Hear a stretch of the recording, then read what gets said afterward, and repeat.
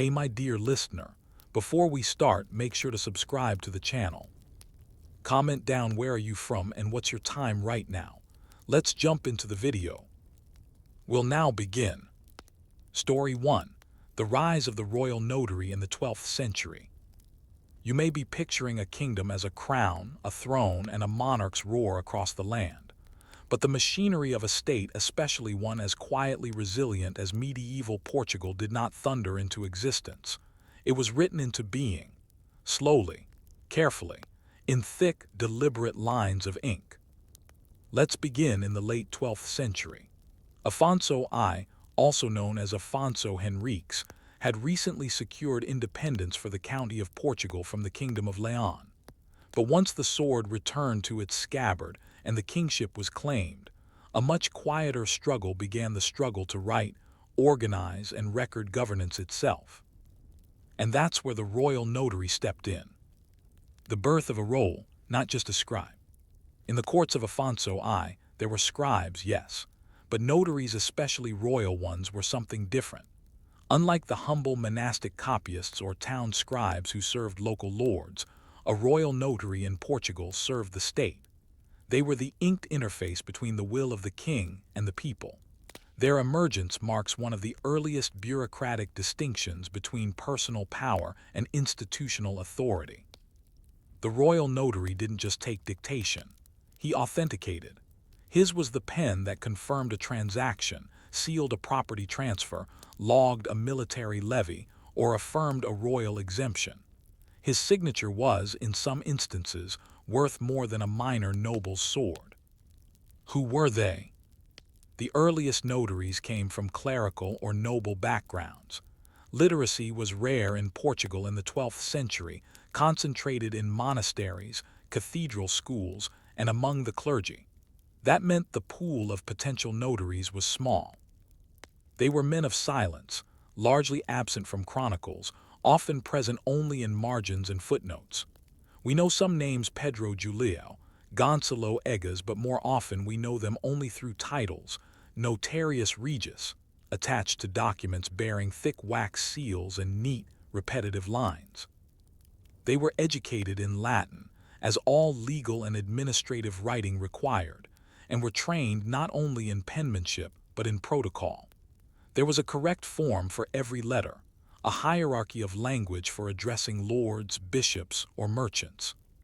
Writing the kingdom. What did a royal notary actually do all day? First, he drafted charters. These were written records of privileges granted by the king, grants of land, tax exemptions, city charters, and more. The notary ensured the language of these documents followed formal structure, an invocation, a protocol of legitimacy, the disposition of rights or privileges, and a corroboration section with witnesses. Second, he maintained ledgers. These included lists of taxes collected, military obligations recorded by family or region, and disputes settled in royal courts. Third, he kept track of the king's correspondence. In a time before printing, this meant not only writing every letter but also keeping a register or cartulary to record what had been sent and to whom. Without it, royal promises could disappear into oblivion or worse, be falsely claimed. The tools of the trade. The life of a royal notary was ruled by tools. Parchment, made from animal skin, it had to be scraped smooth and trimmed to size. Some rolls of parchment extended several feet, depending on the complexity of the charter. Quills, carved from goose feathers and shaped for different types of stroke. Some notaries favored thicker tips for bold royal letters. Others preferred a finer line for marginalia. Ink, usually iron gall ink, dark and enduring. Its permanence made it suitable for record-keeping. Seals, the notary didn't usually make the seals, but ensured they were properly affixed and recorded. The slowness of writing created a natural gravity to decisions. You didn't issue 10 proclamations a day. Each document was weighed, discussed, and written as a single, enduring act. A kingdom of paper, not just land. Royal notaries didn't just react to royal orders, they shaped policy. When the court traveled, and it often did, since the king had no fixed capital. Notaries went along, carrying writing desks, ledgers, seals, and past charters. When Queen Mafalda's dowry was negotiated, the notaries oversaw the contract. When new towns were founded, the notary issued a charter. When taxes were standardized, it was the notarial scribes who described how, when, and how much. In this way, the notary became the bureaucratic backbone of the young kingdom. While warriors claimed glory on the field, notaries ensured the victories didn't fade into confusion. The notarial style. Notarial Latin had its own rhythms, dense, formulaic but precise. A document might begin with, In nomen Domini nostri Iesu Christi, Anno Domini MCXCII, followed by a long, clause-rich passage outlining land boundaries, feudal obligations, and the blessings of divine order. This formal language allowed for legitimacy, but over time, local adaptations crept in. Portuguese notaries developed a recognizable style more direct than the elaborate curial Latin of Rome, more grounded in tangible concerns like bushels, herds, and harvest cycles. Accountability and authority. The notary was accountable to the king, yes, but also to the emerging systems of law. A notary who falsified a charter could be tried and punished severely. And indeed, a few historical cases survive where rival factions accused one another of notarial fraud, forging exemptions or altering charters after the king's signature. As such, notaries developed rigorous cross-checking systems. Some had assistants who maintained duplicates of key documents. Others relied on witnesses whose names were recorded not just as ceremony, but as safeguards. They worked slowly, often painfully so. A single land grant might take 3 full days to draft and seal, but in this patience was power. The first registers. It was around this time that the earliest Portuguese royal registers were begun. These were compilations of documents issued by the king, kept for future reference. Some were copied again by monasteries or cathedral chapters to verify their own rights. This practice laid the foundation for later archival institutions, like the Torre do Tombo, Portugal's national archive. But it began humbly, with a notary, a quill, and a copyist. Where are these records now? Thousands of these early notarial records have been lost. War, fire, neglect all took their toll, but a surprising number survive in scattered archives, especially in Lisbon, Coimbra, and Braga. Scholars pore over them to this day, noting land boundaries based on forgotten rivers, names of minor noble families, or the curious consistency in handwriting across reigns. Each document is a window into a world built of land, loyalty, and law.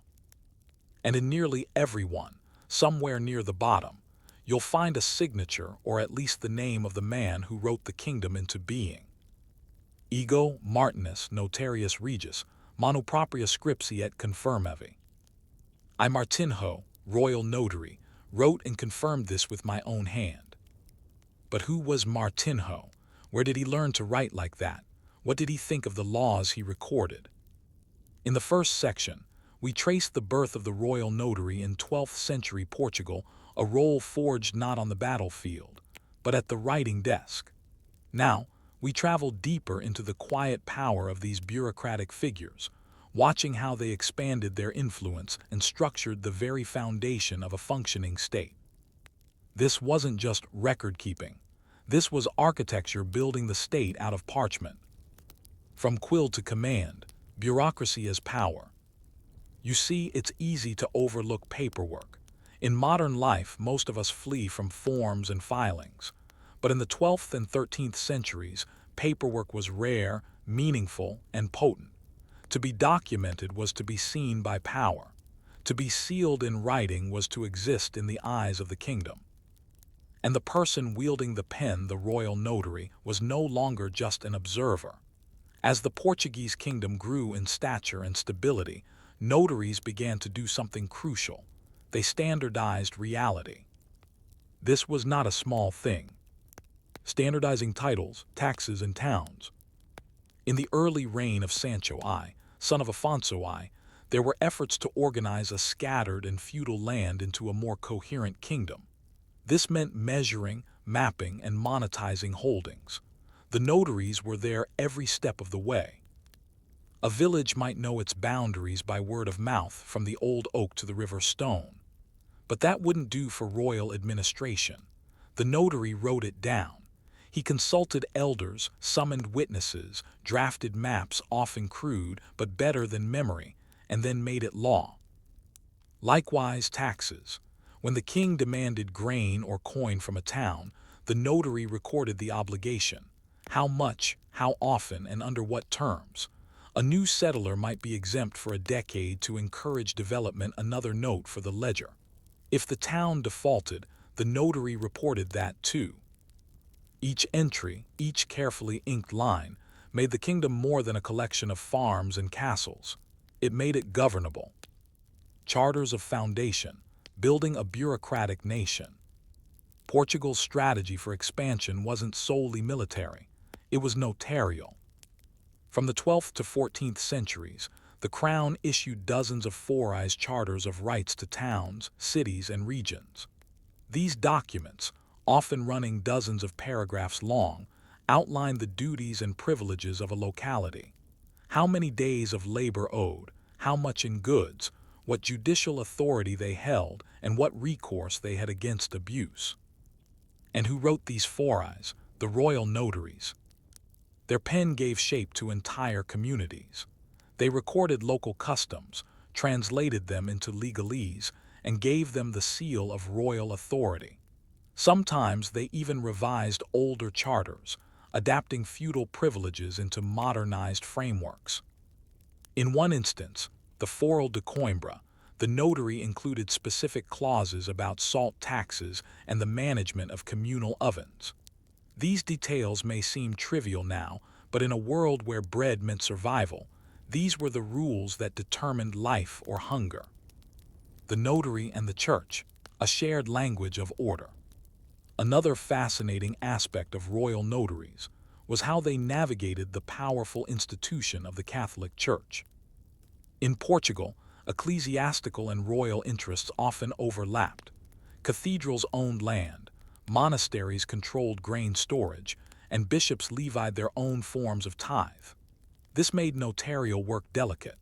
The notary had to mediate between royal authority and ecclesiastical privilege, often negotiating with canon lawyers fluent in the same Latin traditions.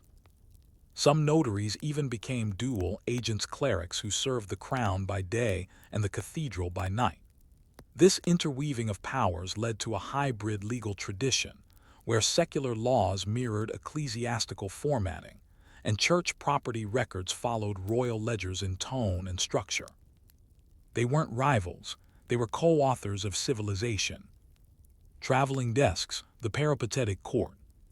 One curious detail about early Portuguese governance was the lack of a fixed capital. The court of the king was itinerant, moving between castles, monasteries, and strategic towns. And the notaries moved with it. Portable writing desks, sealed document chests, and carefully wrapped parchments were carted alongside soldiers and priests. A notary might draft a property charter in Tamar on Monday and register a royal edict in Santarém by Friday. This mobility made logistics challenging. Documents had to be duplicated, sealed against tampering, and sometimes buried for protection during long journeys.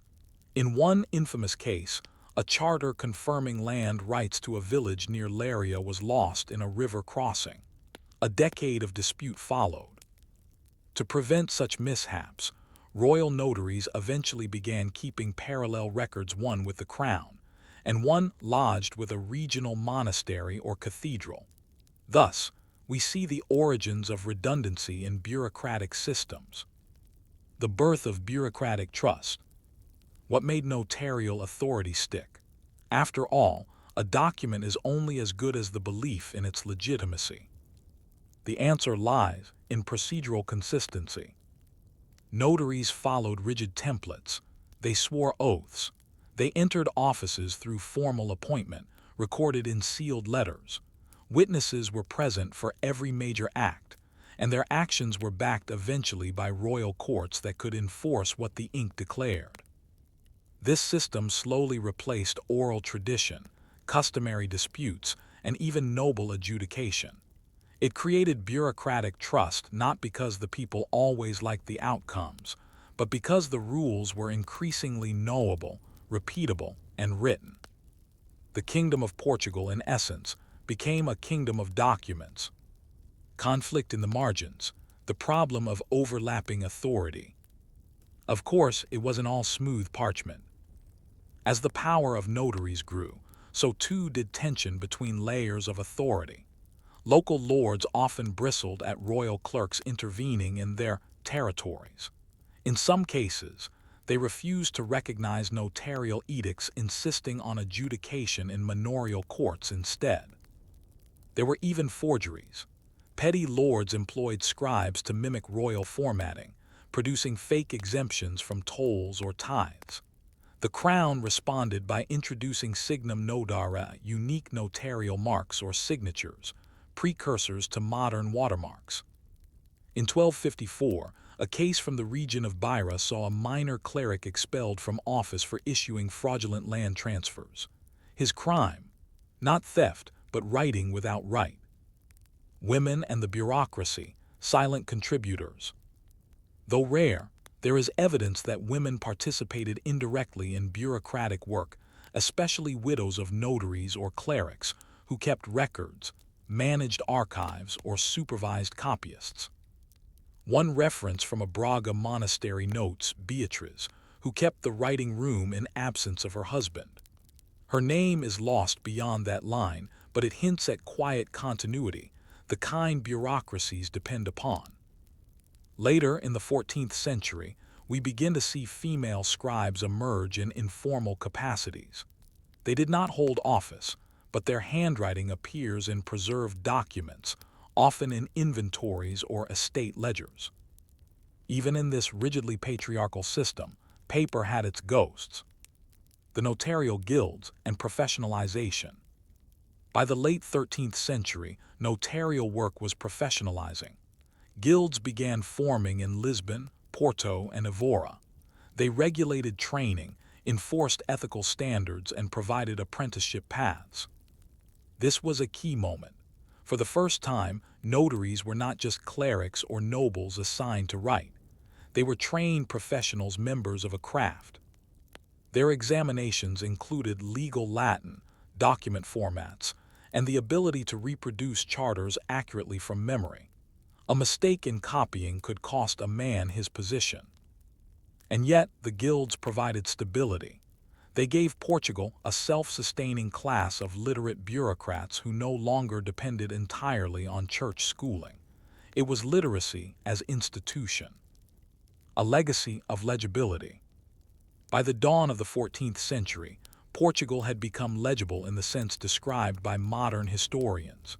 Its people, places, and processes were visible to the crown through an ever-expanding web of paperwork. Royal notaries were the nerve endings of this system.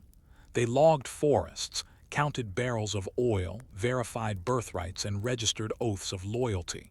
In times of peace, they gave rhythm to daily governance. In times of war, they ensured that levies, logistics, and records didn't unravel. And yet, their names are barely remembered.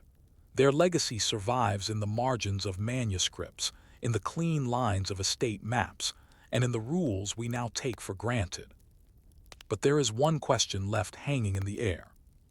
What happened when this careful system met chaos? How did the notarial class fare during Portugal's greatest moments of disruption?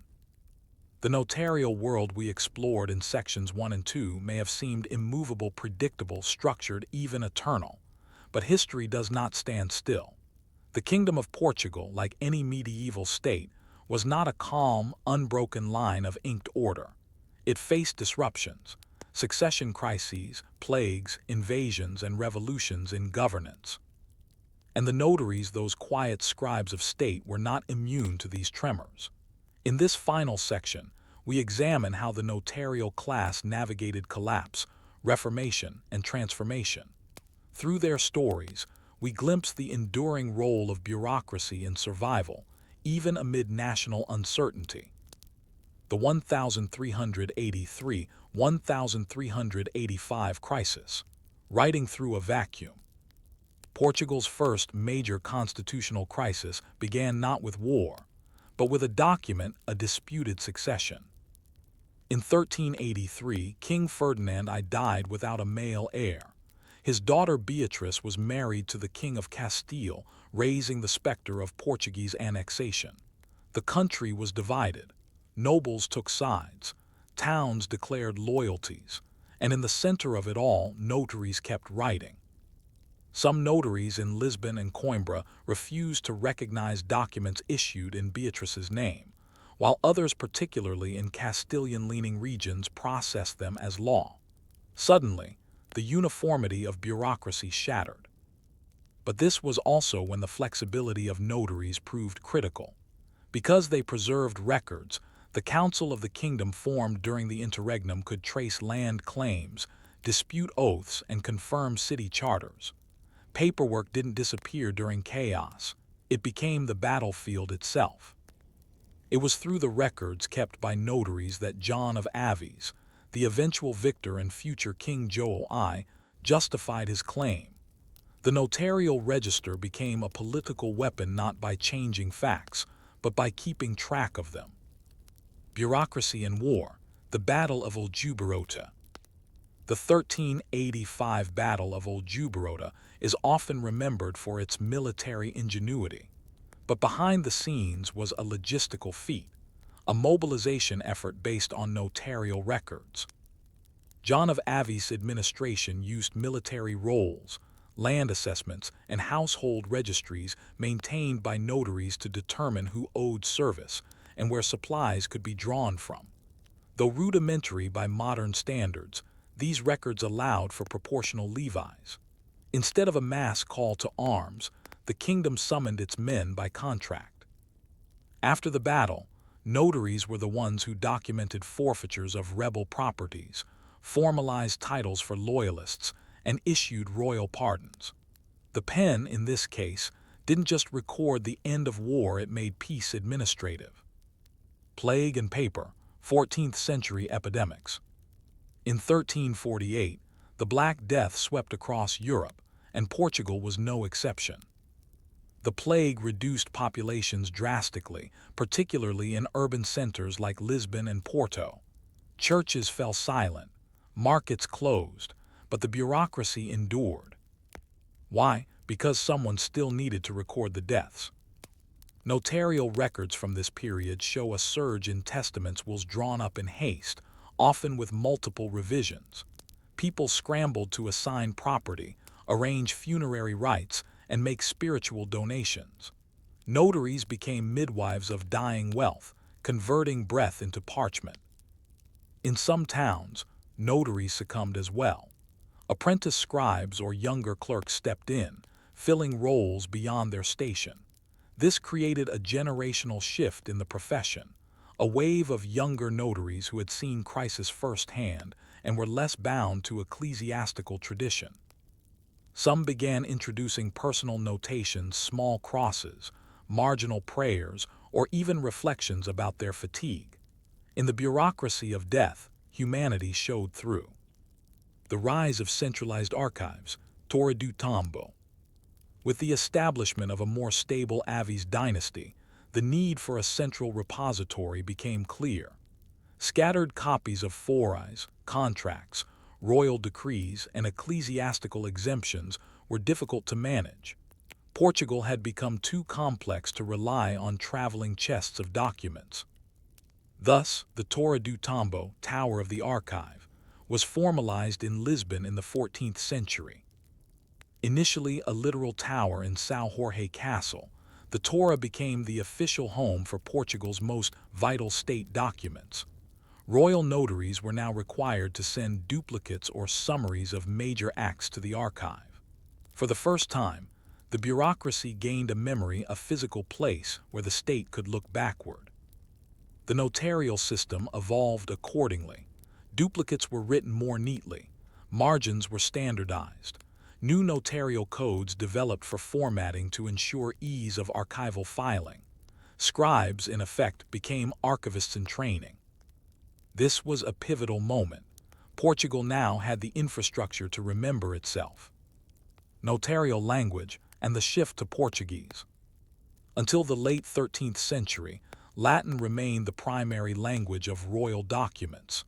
But over time, a major transformation occurred: the adoption of vernacular Portuguese in bureaucratic writing.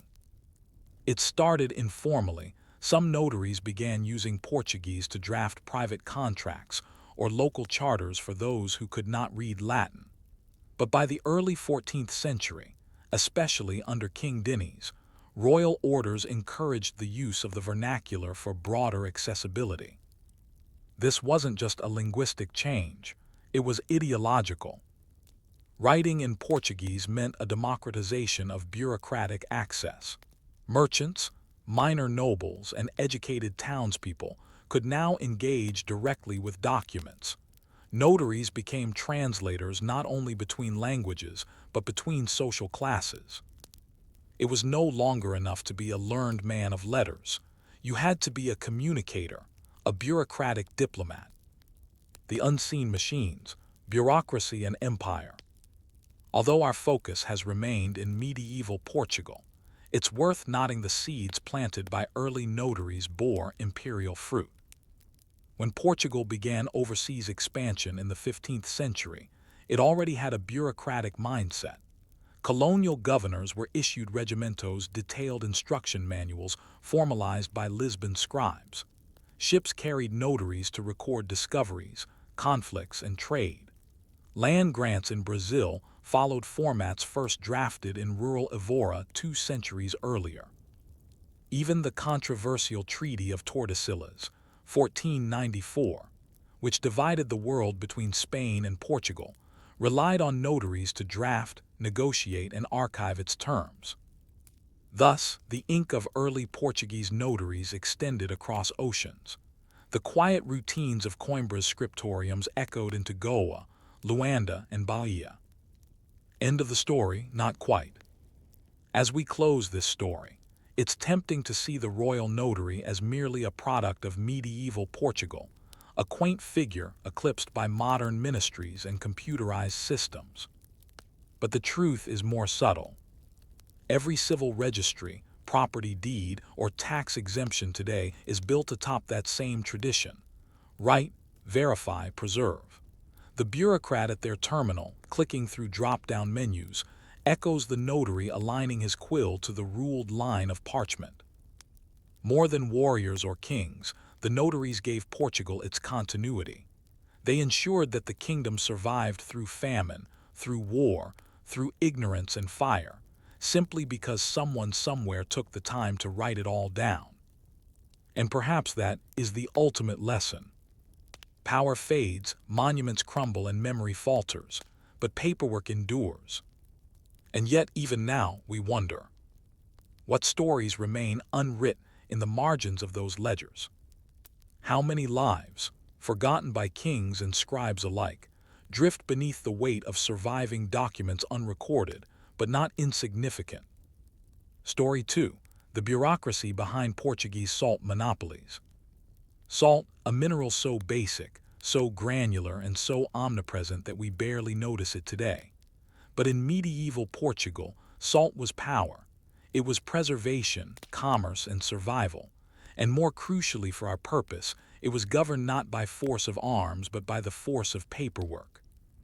This section begins the story of how salt shaped a kingdom not only by what it seasoned, but by the bureaucracies it spawned.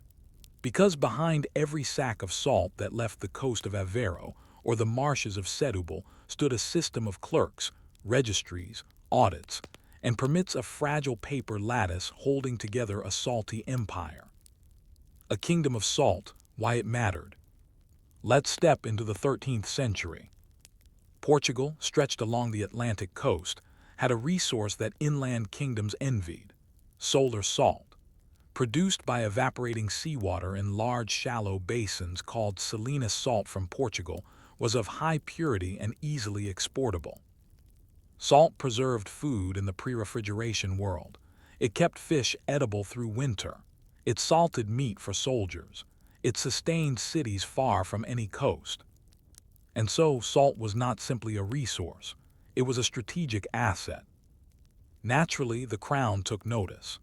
And in classic medieval fashion, it began to monopolize the production, storage, pricing, and distribution of salt, layering this control with centuries of paperwork. The Salinas, where bureaucracy met brine. The process of making salt seems simple at a glance. Fill salt pans with seawater, let the sun do its work, scrape up the crystals.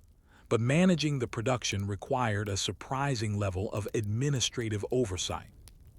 Each salina was registered with the crown or, in some cases, leased from monastic landlords. These properties were logged in coastal land registries maintained by royal scribes, often detailing not just the land area, but also the number of panos, individual evaporation plots, the expected seasonal yield, and the family or guild responsible for its maintenance.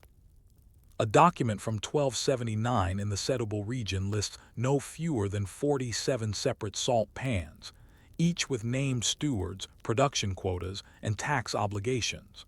The records specify: each plot shall yield to the crown a tenth of the harvest, or its value in coinage, to be assessed on the day of the feast of São Pedro. This type of entry, repeated across decades, formed a living database of saline wealth on vellum. The salt offices, quiet engines of oversight. Where there is value, there is oversight.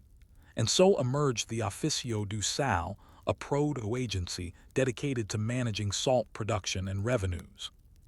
The local salt officer, or Almirante do Sal, was a minor but significant official. Appointed by the crown, his duties were not glamorous. They included measuring the salt harvested at each salina, verifying the weight using standardized stone or metal units, recording the portion owed to the crown, issuing receipts for stored goods, monitoring for smuggling or unauthorized drying. Each officer kept a livro do sal, a salt book, often a thick ledger with columns for names, weights, taxes, and remarks. These books were periodically audited by traveling scribes from larger towns, who ensured compliance and accuracy. Margins of these ledgers are filled with odd notes. Rain spoiled half the harvest. Dispute between the brothers who share plot 18. Missing seal on the chest, salt not recorded. These seemingly dull entries make up the rhythm of bureaucratic enforcement.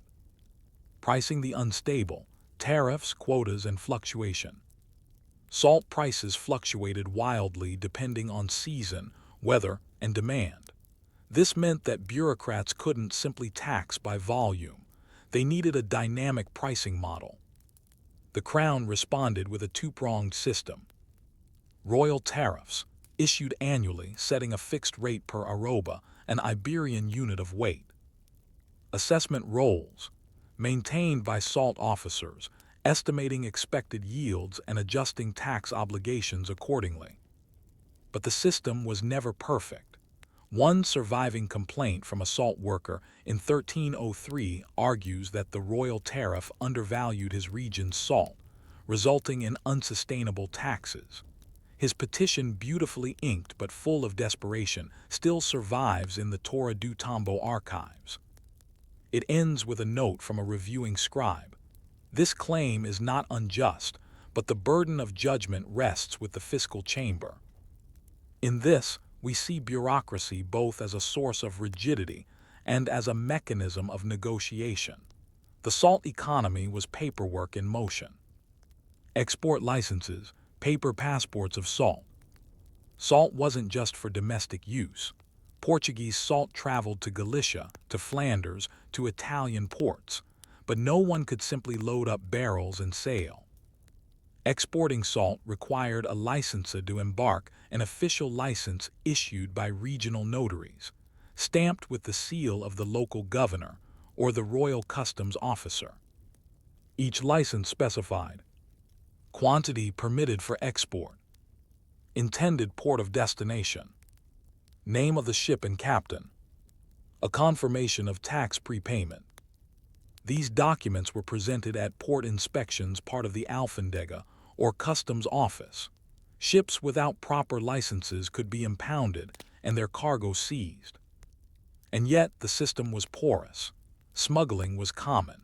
In one particularly rich case, a 1322 audit in Viana do Castillo found that 2 ships bound for Bayonne carried double their recorded cargo.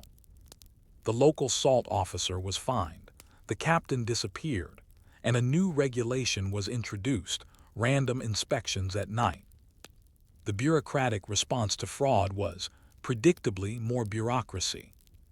Religious salt, monastic exemptions and tensions. Monasteries and cathedrals often had their own salt pans, either granted by nobles or purchased directly. These religious salinas were sometimes exempt from taxes, depending on their founding charters. But what did that mean in practice? It meant that salt officers had to cross-reference production records with cartas de foral and monastic privileges. Not all were literate in ecclesiastical Latin. Disputes were common. In 1298, a conflict between the monks of Alcabasa and the royal salt officers escalated to the point where armed guards were placed around the monastic salinas. The monks argued that their exemption, confirmed by King Sancho I, covered all harvests, not just the ones used for internal consumption. The case was eventually resolved by a royal notary who, after 3 weeks of document review, sided partially with the crown. The monks retained a portion of their exemption, but excess salt required tax registration. Bureaucracy again, as compromise through paper. Measuring salt, weights and scales. A final, often forgotten piece of the system was standardization. Salt was measured in arrobas, quintais, and moyos units that varied not only by region but by era. In early records, we find notes like, "This arroba shall follow the measure of Laria, not that of Setúbal." This inconsistency complicated taxation, trade, and storage. So, beginning in the mid-13th century, the crown began issuing standard weights, sometimes made of iron or bronze, to salt offices. These weights were themselves catalogued, marked with seals, and accompanied by parchment certificates. A weight found without documentation could not be used for official trade. Here we see the very foundations of measurement as statecraft. Salt as a mirror of the state. What's remarkable in all of this is not the salt itself, but what it reveals. The bureaucratic system around Portuguese salt, its registries, quotas, permits, and audits, shows a kingdom that understood administration as a tool of permanence. Monarchs came and went. Wars flared, but the paperwork endured. Even minor adjustments, such as a change in the tax date due to a local festival, were logged with care. Nothing was beneath the ink, and everything from fraud to drought to diplomacy passed through a notary's hand before it became real. But this system was far from perfect. What happened when kings changed their minds, when wars disrupted trade, or when the crown tried to nationalize salt completely? We explored the slow and methodical way Portuguese bureaucrats shaped the salt industry through documentation, oversight, and meticulous record-keeping. But like any carefully built structure, it wasn't immune to political pressure, economic ambition, or centralized power grabs. This section tells the story of what happened when the Portuguese crown decided that controlling salt wasn't enough; they wanted to own it. The 14th and 15th centuries saw the slow conversion of salt into a royal monopoly, and predictably, this transformation was driven not by armies or edicts alone, but by scrolls, ledgers, and bureaucratic expansion. Why monopoly? The crown's fiscal anxiety. Salt, by the early 14th century, had become one of Portugal's most dependable sources of indirect revenue. It was consistent. People couldn't stop needing it. And unlike unpredictable land taxes or war tributes, salt had a predictable harvest cycle. But the crown's needs were growing. Naval defenses, border skirmishes with Castile, and the expanding administrative apparatus all required coin. And what does a kingdom do when it needs more money but cannot easily raise taxes? It centralizes control over its most profitable commodities. By the mid-1300s, the Portuguese monarchy, especially under King Diniz and later Afonso IV, began to flirt with full state ownership of salt production and sale. This meant ending or rewriting long-standing leases with private families and monastic orders. It meant purchasing salinas outright or revoking charters under legal pretexts. And crucially, it meant building a new bureaucratic framework to manage this nationalized enterprise. The Casa do Sal, bureaucracy goes central. To administer this growing domain, the Crown created a new institution, the Casa do Sal Salt Office, headquartered in Lisbon. This body oversaw state ownership of key salinas in Setúbal, Aveiro, and Figueira da Foz. Production targets based on historical yield data. Appointments of escrivães do sal scribes, assigned to maintain regional ledgers. Fixed price list approved annually by royal economists and auditors. Legal action against unlicensed sellers. Its ledgers bound in calfskin and labeled by year became some of the most heavily guarded documents in royal archives. Each entry was cross-referenced with receipts from producers and customs officials. Any discrepancy required a formal inquiry. And yet, even in its earliest years, the Casa do Sal revealed a key truth of bureaucracy. More control meant more friction. Breaking contracts and building paper fortresses. The nationalization process meant nullifying existing leases, many of which had been in place for generations. These contracts, signed in good faith, were often carefully worded and stored in monasteries or noble archives. So how did the Crown override them? With paperwork. Royal legal advisors dug into charters to find technical faults. One phrase, "so long as the king desires," was used liberally to revoke old agreements. In other cases, the Crown offered token compensation in coin recorded in meticulous receipts, then forcibly repossessed salinas. This led to a wave of legal appeals from dispossessed salt families and clerical orders. The result was a vast web of litigation, formal petitions, counterpetitions, and emergency decrees. A single dispute in Aveiro stretched for 14 years and resulted in 11 separate scrolls detailing interviews, site inspections, tax recalculations, and witness statements. It was bureaucracy versus bureaucracy, a paper civil war. Fixed prices, frozen markets. Once the Crown controlled production, it tried to control prices. Royal ordinances dictated fixed prices for both domestic and foreign salt. At first, this seemed logical. It prevented overcharging during shortages. It created stability for the military and merchant marine. But the policy had unintended consequences. Because prices were fixed by decree, not market demand, many producers stopped investing in salina maintenance. Repairs were expensive. Returns were capped. Over time, yields dropped. The notarial records from Setúbal between 1360 and 1380 show a steady decline in reported output, not because the salt evaporated differently, but because fewer plots were being worked. Complaints flooded in.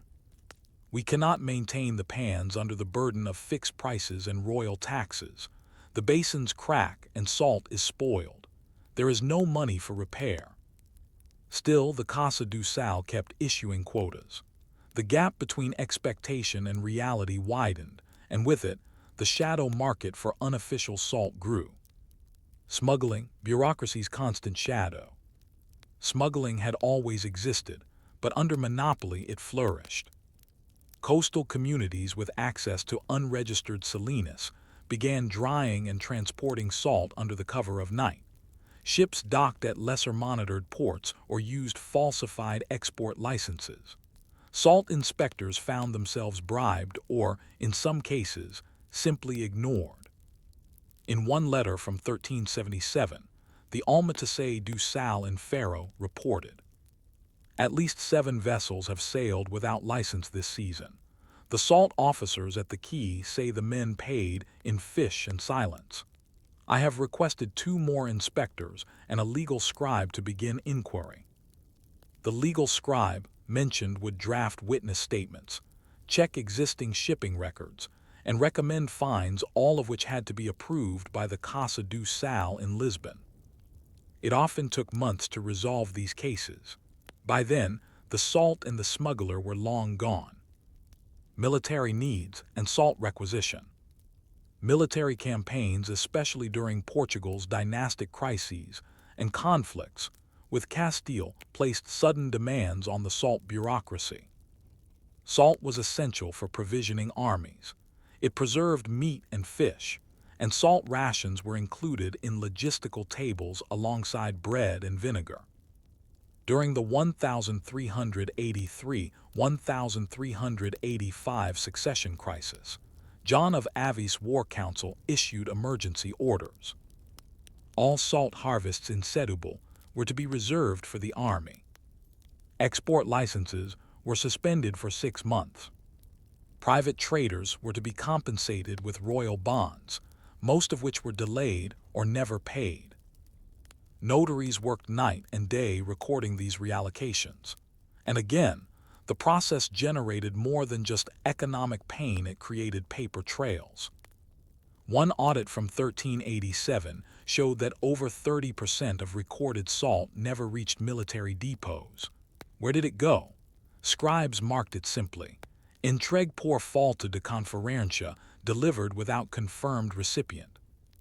Bureaucracy could control harvests, but it could not control chaos. Noble exemptions and paper privilege. Throughout this process, nobility sought to protect their own interests, often invoking old royal exemptions. A count might claim that his family's charter, signed in 1248, gave them full rights to harvest and trade salt without interference. These exemptions were written in Latin, often ambiguously worded, and sometimes referenced non-existent rivers or ghost boundaries. Royal notaries reviewed such claims by comparing current harvest maps, old copies of charters, and witness depositions. This process could take months. The result was often a compromise. The noble kept partial rights but agreed to pay a symbolic tax or accept a limit on annual export. These negotiations, hundreds of them, were all conducted by scribes. A noble's salt privilege might be preserved not by sword, but by a half-faded parchment found in a monastery attic. The limits of control. By the dawn of the 15th century, the crown's grip on salt was strong but imperfect. Despite layers of documentation, quotas, licenses, and inspection rolls, the system faced rising black markets, declining salina maintenance, increasing legal challenges, a growing gap between official and actual salt flow. In response, the Crown shifted strategy. Rather than direct production, it began leasing salt rights again, but now with tighter contracts, overseen by the Casa do Sal.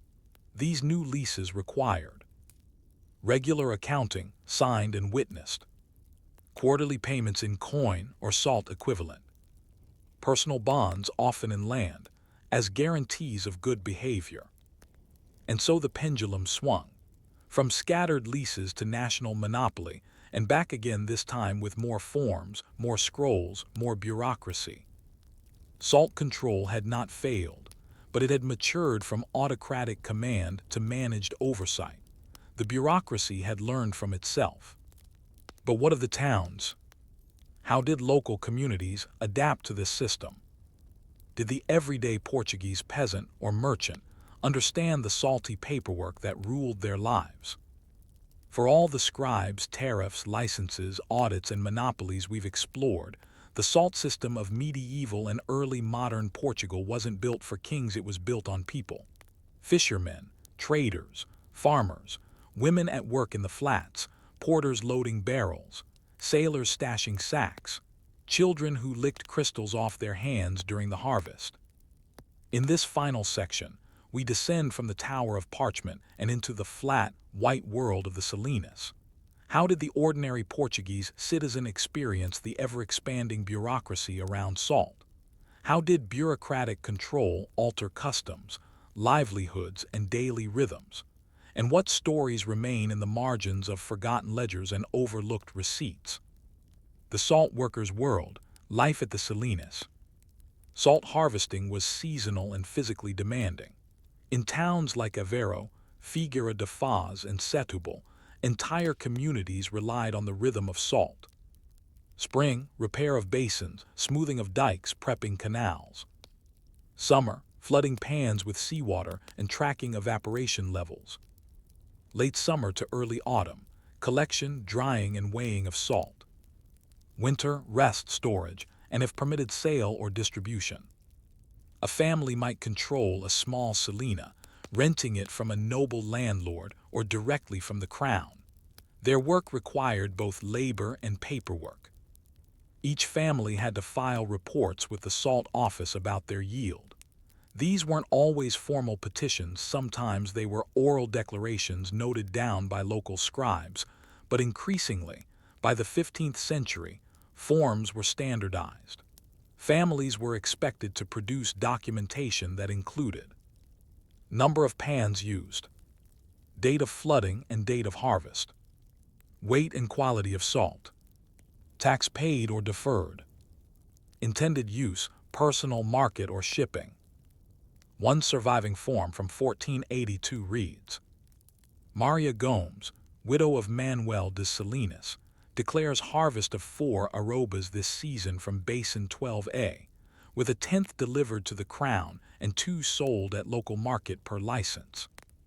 She could not write. The scribe recorded her testimony, and her mark, a crude cross, was added to the form. Here bureaucracy met the intimate.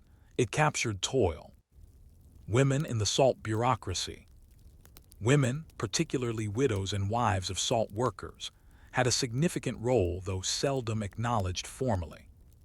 When male heads of household died, women often managed the basin. Bureaucracy allowed for this by default rather than design. Women became petitioners, leaseholders, and taxpayers, but through male proxies, scribes, or under terms like em nome de seu marido falecido, in the name of her deceased husband. However, by the early 1500s, some women emerged as independent salt traders. In the archives of the Torre do Tombo, records show Isabel de Ribeira, who held a 5-year salt lease in the Beira littoral region. Dona Jona de Arais, who petitioned the crown for a shipping license and successfully exported salt to Madeira. Beatriz Gonçalves, cited in a legal case for unauthorized sale implying both autonomy and agency. Their presence was made possible by the very thing designed to contain them, bureaucracy.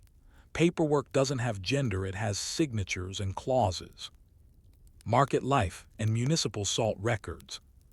At the local level, municipal councils or camaras municipais kept their own salt books.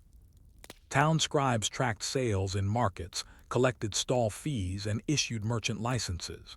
In coastal cities, salt booths had to display pricing signs regulated by the Almadicaria, the Office of Weights and Measures. Salt weighed too little or too much, fines were issued. Some documents from Porto's salt market in the 1400s show weekly pricing reviews, names of repeat offenders, bans issued for false weights or illicit mixing with sand. But not all enforcement was harsh. Municipal scribes also issued grace permits during poor harvests, allowing families to sell limited quantities at higher prices to survive. These permits had expiration dates, red stamps, and notarial signatures. They often included a note. Por causa de chuva longa e do ar humido, as panagens now secaram. Due to prolonged rain and humid air, the salt pans did not dry. The bureaucracy saw them, not perfectly but enough. Salt and religion, charity, penance, and parchment. Salt also had a sacred role. It was a symbol of preservation and purity, and as such, often featured in charitable donations and penitential fines. Monasteries recorded donations of salt to feed pilgrims or preserve fish for fasting periods. Some guilds made annual offerings of salt to churches on feast days. Criminals fined by ecclesiastical courts were sometimes required to deliver salt as penance measured, witnessed, and recorded.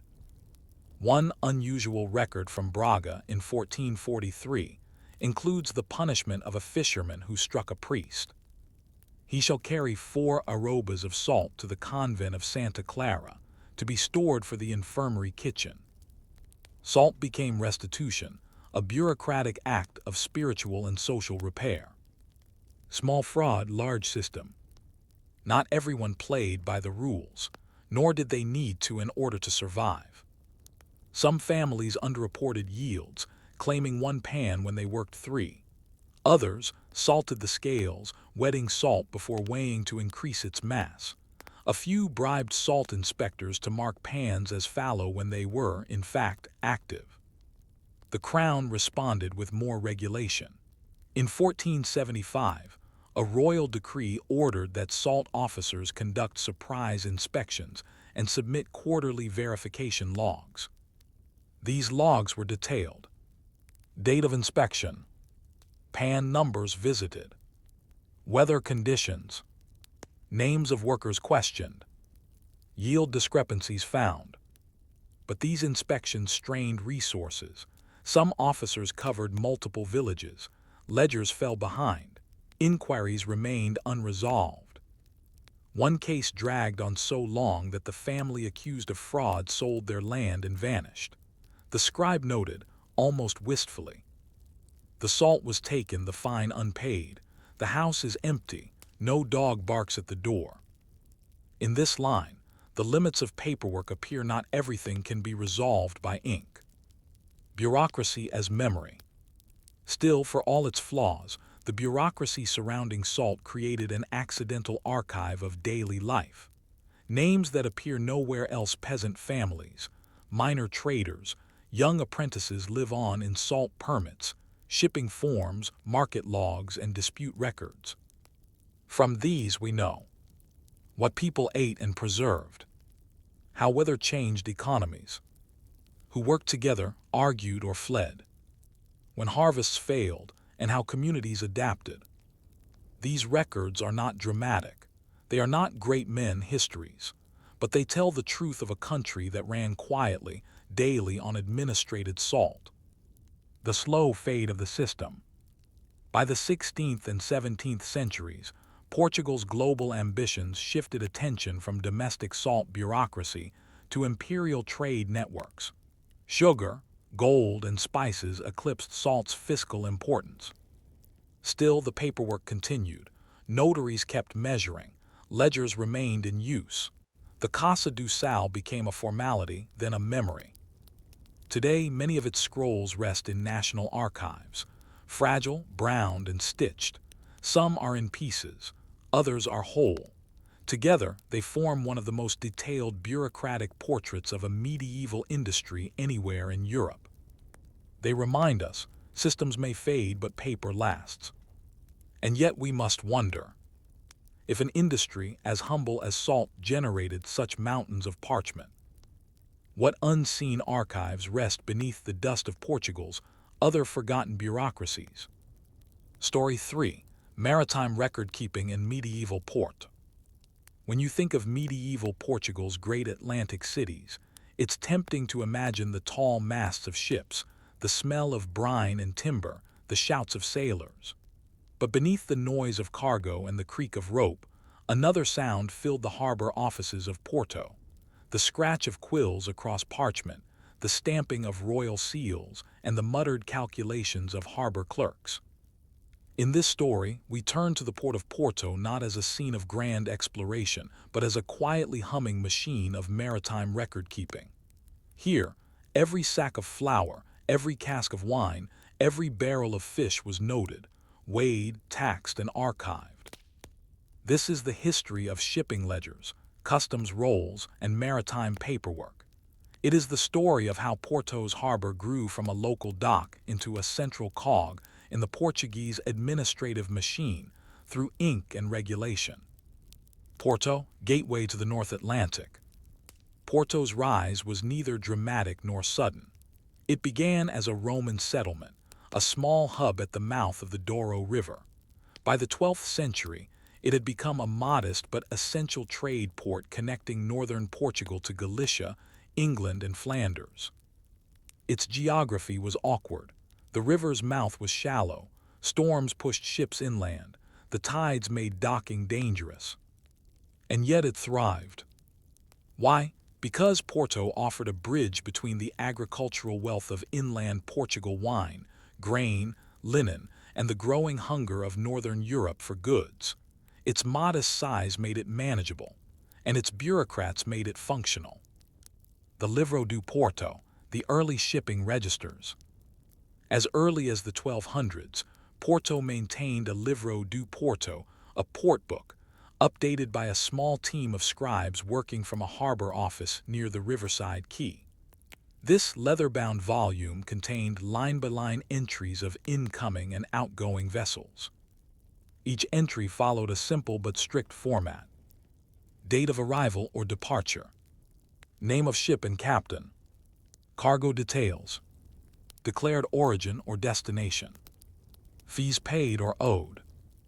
Notes on inspection or irregularities.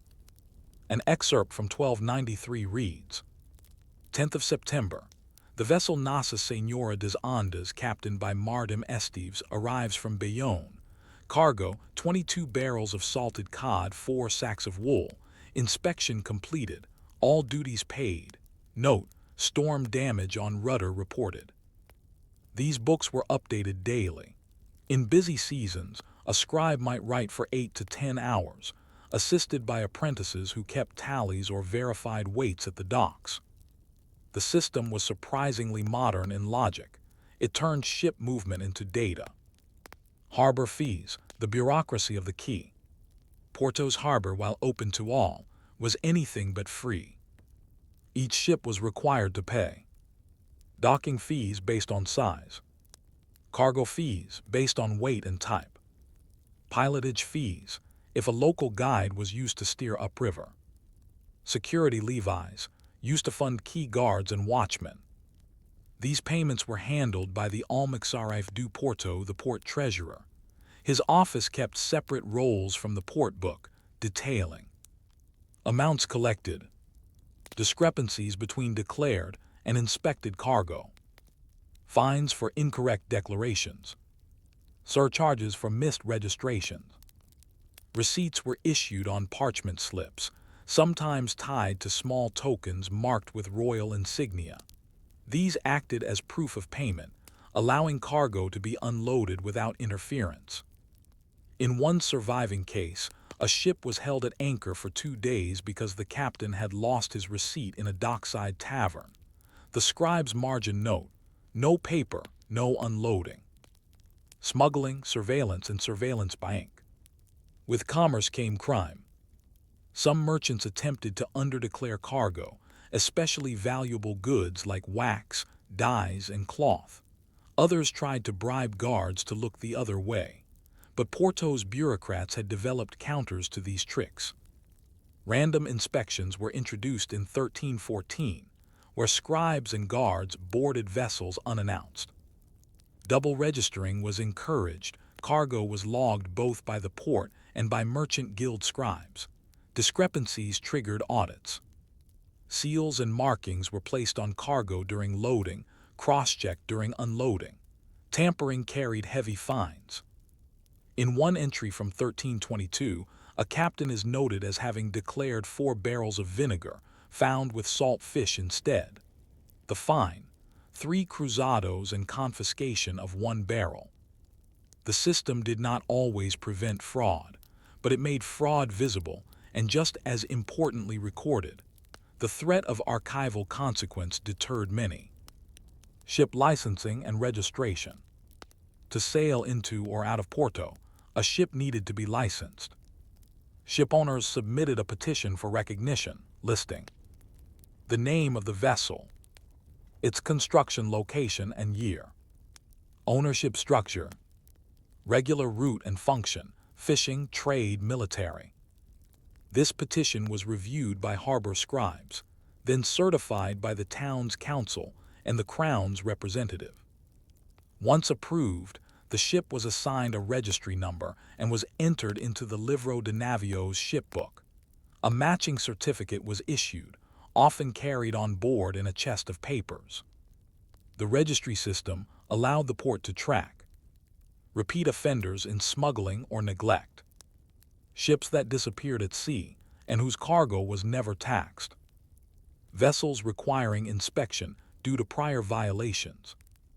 This was the beginning of maritime accountability in Portugal, a system built on quills, shipwrecks, and bureaucratic laws. Of course, not every vessel completed its journey. When a ship sank, crashed, or was lost at sea, a formal report had to be filed either by surviving crew or by family of the captain. The Escrivão de Naufragios, clerk of wrecks, collected witness statements, whether logs and affidavits. The report was then entered into the registry with the words, Navio perdido com todo o seu fardo. Ship lost with all its cargo. This wasn't just a note of tragedy, it was a tax adjustment. The cargo no longer existed. Its duties were forgiven, but only with proper documentation. If no report was filed, the Crown presumed tax evasion, not misfortune. This forced even grieving sailors to interact with the bureaucracy, dragging waterlogged feet to the stone offices at the edge of the quay. Guilds and merchant records. Merchant guilds in Porto kept parallel books. The Guild of Wine Exporters, for instance, maintained detailed ledgers that mirrored Crown registers, but with more commercial detail. Purchase prices, buyer names in England or Flanders, voyage costs and crew wages, profits and losses. These were shared selectively with Crown officers, but mostly kept private. However, during audits or disputes, they became evidence and alternative lens on the shipping economy. In a few cases, guild scribes and royal scribes disagreed on cargo values. The resulting disputes filled pages of parchment. One such argument over a disputed tax on walnut oil took 5 years to resolve, crossing 4 reigns. Language, literacy, and the harbor. Porto's port records were written mostly in vernacular Portuguese, not Latin, by the 14th century. This made them accessible to a growing class of semi-literate merchants and shipowners. Scribes developed shorthand systems, symbols for common goods, and abbreviations for currencies and weights. A trained reader could scan a ledger and know everything about a shipment in 30 seconds. But for the illiterate, and there were many interpreters and form writers sat at the quay, charging small fees to help captains understand, fill out, or dispute entries. These men, unofficial but tolerated, formed a sort of bureaucratic middle class dependent on documentation, but outside the state. A maritime machine of paper. By the dawn of the 15th century, Porto had become legible to its rulers. The bureaucrats knew how many ships arrived monthly, how much cod or wine or cloth moved through the port, which captains were honest, which merchants were wealthy, how the tides shaped revenue. And all of this without a single cannon fired or ship launched by the Crown, just ledgers, just quills. This was not romantic history, but it was foundational. Still, one must ask, could such a fragile, handwritten system endure the expansion to empire? When Portugal began sending ships beyond Europe, would this quiet bureaucracy grow or break? We examine how Porto's modest but meticulous bureaucracy tracked the heartbeat of its harbor, recording ships, cargoes, fees, and fraud with ink and protocol. But by the 15th century, the port was growing dramatically, and with growth came complexity. This section explores how Porto's bureaucratic apparatus scaled up in response to expanding trade, international alliances, and the demands of an increasingly centralized Portuguese crown. We'll explore the systems, the people, and the tensions behind that expansion, how a once local harbor became a regional administrative machine that processed not only goods, but also rules, regulations, and risk. A port in transition, from regional to international. By the 1400s, Porto was no longer just a city of the north. Its ships crossed to England, traded wine in the Low Countries, and carried salt to Brittany and Galicia. With royal encouragement, Porto became a node in Portugal's broader maritime vision even before Vasco da Gama or Bartolomeu Dias took to the seas. This meant more ships, more goods, more people, and inevitably more paperwork. The harbor offices expanded, both physically and in function. A new Casa dos Registros do Mar Office of Maritime Records was established around 1435, absorbing and systematizing existing port functions. Its purpose was clear: to manage growth without losing control. Specialized clerks in maritime roles. The increased volume required specialization. Where once a handful of scribes had handled all entries, now a bureaucratic hierarchy emerged. Escrivão do livro de entradas, clerk of arrivals, tracking all incoming vessels.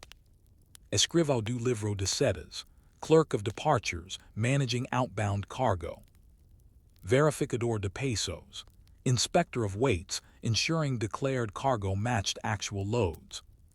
Tabelião maritimo, maritime notary, responsible for notarizing shipping contracts, ownership disputes, and port declarations. Contador Real do Porto, the royal auditor stationed at Porto, liaising with the crown and ensuring tax compliance. Each role had dedicated ledgers. Some clerks sat at the docks, others worked in a central counting house. Communications between offices were done in tightly rolled slips, sealed with wax and delivered by apprentices running between buildings. By mid-century, the port bureaucracy was a network, not a desk. The feitorias, foreign trade and diplomatic registries. Porto's growth attracted foreign merchants, especially English, Flemish, and Genoese. These traders operated through feitorias, semi-autonomous trading outposts protected by diplomatic agreements and royal licenses. To manage this, Porto's harbor office introduced foreign merchant registries, tracking merchant names and home ports, types of goods permitted to trade, duties paid at adjusted rates, disputes filed or settled. English wool exporters, for instance, often benefited from reduced duties as part of long-standing political alliances. These reductions had to be documented with certified copies of Carta de Isenções, letters of exemption, issued by the Crown and filed both in Lisbon and Porto.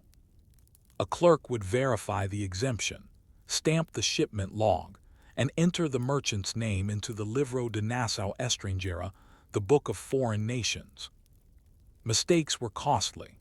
One misfiled exemption in 1447 led to a diplomatic spat between Porto and a Flemish merchant guild over 2 barrels of unpaid linen tax. Merchant petitions and bureaucratic dialogue. The bureaucracy was not unyielding. Porto's merchants, both domestic and foreign, frequently submitted petições, formal petitions asking for tax deferrals, permission to offload outside normal hours, adjustments due to ship damage or spoilage, clarification on overlapping regulations. These petitions were addressed to the Câmara Municipal, Town Council, and reviewed in weekly sessions. A record of each was logged in the Livro de Petições Marítimas, and each decision added to the Livro de Acordos do Porto, the Book of Council Agreements. Some petitions were granted with caveats, others denied with notes such as, "It is not fitting that the Crown forego its due in light of fish gone soft." The bureaucratic system was slow but responsive. It adapted through dialogue, not by revolution, but by process, trade seasonality, and bureaucratic rhythms. Porto's port bureaucracy operated on a seasonal calendar that mirrored trade patterns. Spring, arrival of English ships and the start of the cod import season.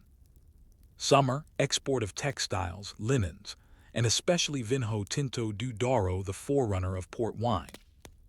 Autumn, grain imports from Castile and Galicia. Winter, reduced activity, audits and policy adjustments. Each season brought form changes. For example, the cod season required triplicate forms to be filed at arrival, unloading and tax payment, each signed by a different clerk. One copy went to the local customs house, one to the ship's file, and one to the Crown's Treasury archive. These overlapping layers ensured redundancy, a hallmark of mature bureaucracies. Port crises and the flexibility of records. Storms, shortages, or political disruptions occasionally strained the system, but Porto's clerks had protocols. In 1458, a storm sank 3 merchant ships at anchor. The cargo was unrecoverable, but the Livro de Cargas, cargo book, preserved detailed logs of what had been declared. The Port Council allowed merchants to claim partial tax rebates not because of verbal declarations, but because of the written record. Later, during a brief embargo with England, Porto's customs office issued embargo override forms to certain ships delivering essential cargo, like grain and salt. These were tallied in a separate Livro de Excepções Diplomáticas book of diplomatic exceptions. Paper allowed flexibility because it allowed precedent. The port's bureaucracy adapted, not by improvising wildly, but by writing exception into form. Record storage and the growth of Porto's archives. The documents generated by Porto's harbor system became immense. To store them, a dedicated Arquivo de Ribeira riverbank archive was built adjacent to the docks. It housed annual shipping ledgers, fee books and tax rolls, merchant licenses and complaints, maritime court judgments, vessel registries dating back decades. The archive was organized by year, then by ship name. Iron locks protected valuable ledgers. Fires were a known threat, so stone walls and fireproof chests were used. By 1480, Porto's port archive rivaled that of any Iberian city outside of Lisbon. It wasn't just paperwork, it was memory, woven into the city's administrative consciousness. The human cost, burnout, error, and punishment. As the system grew, so did its burdens. Clerks sometimes collapsed from overwork during the summer rush. Errors multiplied, ships misfiled, goods omitted, taxes miscalculated. Some clerks attempted to cover mistakes, others openly falsified entries for bribes. The Crown responded with audits, usually every 5 years. Auditors compared ledgers to tax returns, customs reports, and merchant logs. Discrepancies led to fines, dismissals, or rarely jail. One clerk, caught erasing ship names to substitute falsified entries, was sentenced to public penance and a fine of 40 cruzados. The lesson: paperwork had teeth. Bureaucracy as infrastructure. By the end of the 15th century, Porto's harbor was not just a physical site, it was a system of forms, files, and expectations. Bureaucracy had become infrastructure, as critical as docks, ropes, or anchors. A ship without documentation might as well not exist. A captain who lost his registry could not sell. A merchant without receipts was invisible to tax rebates. A cargo without matching ledgers could be impounded. And perhaps more strikingly, Porto could now predict its future. Based on past ledgers, council scribes projected cargo volumes, fees, and needed workforce. The city planned itself by paper. But just as bureaucracy expanded across Porto's harbor, so too did the Portuguese crown's ambitions expand beyond Europe. Could a local paper system scale to an empire on multiple continents? With the principles of Porto's harbor books survive the oceans. We witnessed Porto's port bureaucracy evolve from a local commercial necessity into a sprawling administrative infrastructure. But now, in this final section of Story 3, the horizon widens.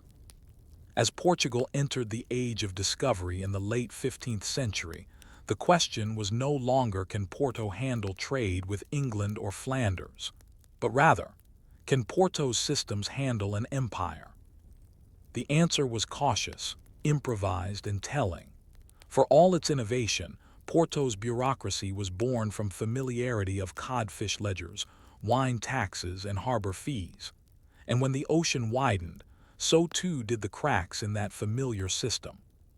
Here is how Porto, its scribes, its customs, and its paper adjusted or failed to adjust to the challenges of global trade. Atlantic ambitions, bureaucratic anxiety. Portugal's expansion into Madeira, the Azores, and later West Africa and India meant new kinds of cargo, new types of ships, and unfamiliar legal and diplomatic complications. Porto, while not the launchpad for most imperial voyages, Lisbon held that title, still became a key distribution port, especially for goods returning from Brazil and West Africa. These included sugar from Madeira and Brazil, dyewood and spices from Africa, exotic goods like ivory, feathers, and dried fruits. But these goods were not yet standardized. How do you weigh a bundle of parrot feathers? What was a fair tariff for molasses? How do you record cargo from a colony not yet fully under Portuguese law? Porto's answer at first was adaptation by annotation. Scribes created new columns in their ledgers, scrawling ad hoc descriptions like one crate containing red wood for dye, weight uncertain, taxed by average. Or a box of unknown fruit, likely tropical, exempted for religious house delivery. This was the bureaucracy straining at its seams. The arrival of the fader reel, the royal agent enters. To tighten oversight, the crown appointed faders reis, royal agents, to major ports, including Porto. Their job was to oversee all trade involving overseas territories and ensure the proper taxation and reporting of imperial goods. The fader brought with him royal authorization scrolls stamped with the king's seal, templates for imperial cargo registers standardized across ports, the Livro de Fazendas de Guiné e Brasil, the Book of Goods from Guinea and Brazil. This book listed standardized descriptions, weights, and tariffs for over 150 goods. Clerks in Porto were now expected to use these imperial forms, regardless of whether they'd ever seen such goods before. It was the beginning of top-down bureaucracy in Porto, a shift from local adaptation to national standardization. Clerical resistance and the problem of mismatch. But not all clerks in Porto welcomed this shift. Some resisted for practical reasons. They didn't understand the new products. Others felt insulted by Lisbon imposing formats on a system that had functioned for centuries. A series of marginal notes from 1506 capture this tension. The royal ledger demands 3 arrobas of canela fina, fine cinnamon. But what weight is this measured against in local scales? The tax here is set higher than the product's market value. I do not understand the math. No training has been given for the new forms. Errors are inevitable. These entries weren't acts of rebellion, but they do show bureaucratic disorientation. Porto's scribes, trained in fish and wine, were now asked to measure empire. Imperial ports within the port. To cope with the rising tide of complexity, Porto developed a dual system. Traditional ledgers for Iberian and North Atlantic trade. Imperial registers, kept in separate volumes using Lisbon formats. A new office, the Mesa de Fazenda Maritima, was formed to oversee these imperial registers. Its staff were trained in Lisbon and rotated across colonial ports. They worked differently. Every crate was assigned a serial number. Seals were waxed with Lisbon's royal imprint, not Porto. Disputes had to be escalated to the Casa de India, the central trading house in Lisbon. Porto was becoming a node, not a nucleus. Its autonomy shrank, but its volume grew. Storage struggles and paper overflow. With the doubling of record-keeping came a physical problem: storage. By 1510, Porto's riverfront archives were at full capacity. New annexes were built, and some older records were moved to monasteries for safekeeping. There were also, tragically, losses. A fire in 1512 destroyed part of the imperial sugar registry. Water damage from flooding ruined 2 years of customs rolls from 1501, 1502. Efforts were made to back up records. Clerks copied key entries onto duplicate scrolls stored in lead-lined chests. But duplication took time, and not every record was prioritized. Still, what remains is impressive. Several imperial ledgers from Porto survive to this day, handwritten, ink-smudged, and full of marginalia. A port community in transition. The local community was not passive in this transformation. Merchant guilds in Porto petitioned for clearer rules on tropical goods. Dockworkers demanded hazard pay for unloading unfamiliar and sometimes dangerous products. One record from 1509 reads, "The handlers of dyewood complain of skin rashes, requesting gloves or exemption from contact." This led to the first material risk assessments entered into port books. Women, too, adapted roles. With more ships arriving, more traders moving through, more records to interpret, literate women served as translators, document copyists, or even intermediaries in disputes, especially when widows claimed rights over lost cargo. Thus, bureaucracy didn't just manage change, it reshaped who could act within the system. Porto as precedent, a model for other cities. Because of its size and flexibility, Porto's dual-system approach became a model for other secondary ports like Viana do Castelo and Figueira da Foz. Royal administrators used Porto's methods, tracking imperial versus regional cargo, as training material for newer offices. Some of Porto's ledgers were copied and sent to Lisbon as examples of best practices. And in turn, Porto received recognition in royal decrees. But this also brought scrutiny. Errors were no longer local, they were national. Audits increased, discipline tightened. Paperwork became both a sign of status and a source of stress. Legacy, a bureaucratic blueprint. By the mid-16th century, the groundwork laid by Porto's scribes would echo in Portuguese colonies across the world. When the Casa de India formalized its ledgers, it used Porto's shipping registers as a model. When imperial trade courts were established, Porto's port books became part of legal training. When colonial scribes in Bahia or Goa questioned weighing systems or cargo forms, Lisbon often responded with examples from Porto. This small northern city had quietly provided the administrative bones for an empire. The last page. By the late 1500s, new technologies, printing presses, advanced accounting, and standard metrics would change maritime administration forever. But even then, Porto's handwritten ledgers remained in use. Some lasted centuries, patched and rebound, their entries fading but still legible. They contained no drama, no war, no royal births. But they recorded everything that moved day after day between sea and land. And in doing so, they built a Portugal that was not just exploratory but legible, not just brave but administrative. So we're left with a quiet question.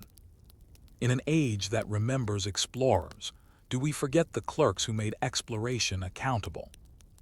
What other hidden bureaucracies shaped the world simply by writing it down? Story 4. How rural land ledgers maintained nobility control. Land. It was the heart of wealth, the base of status, and the stage on which power was performed in medieval Portugal. But owning land was not enough.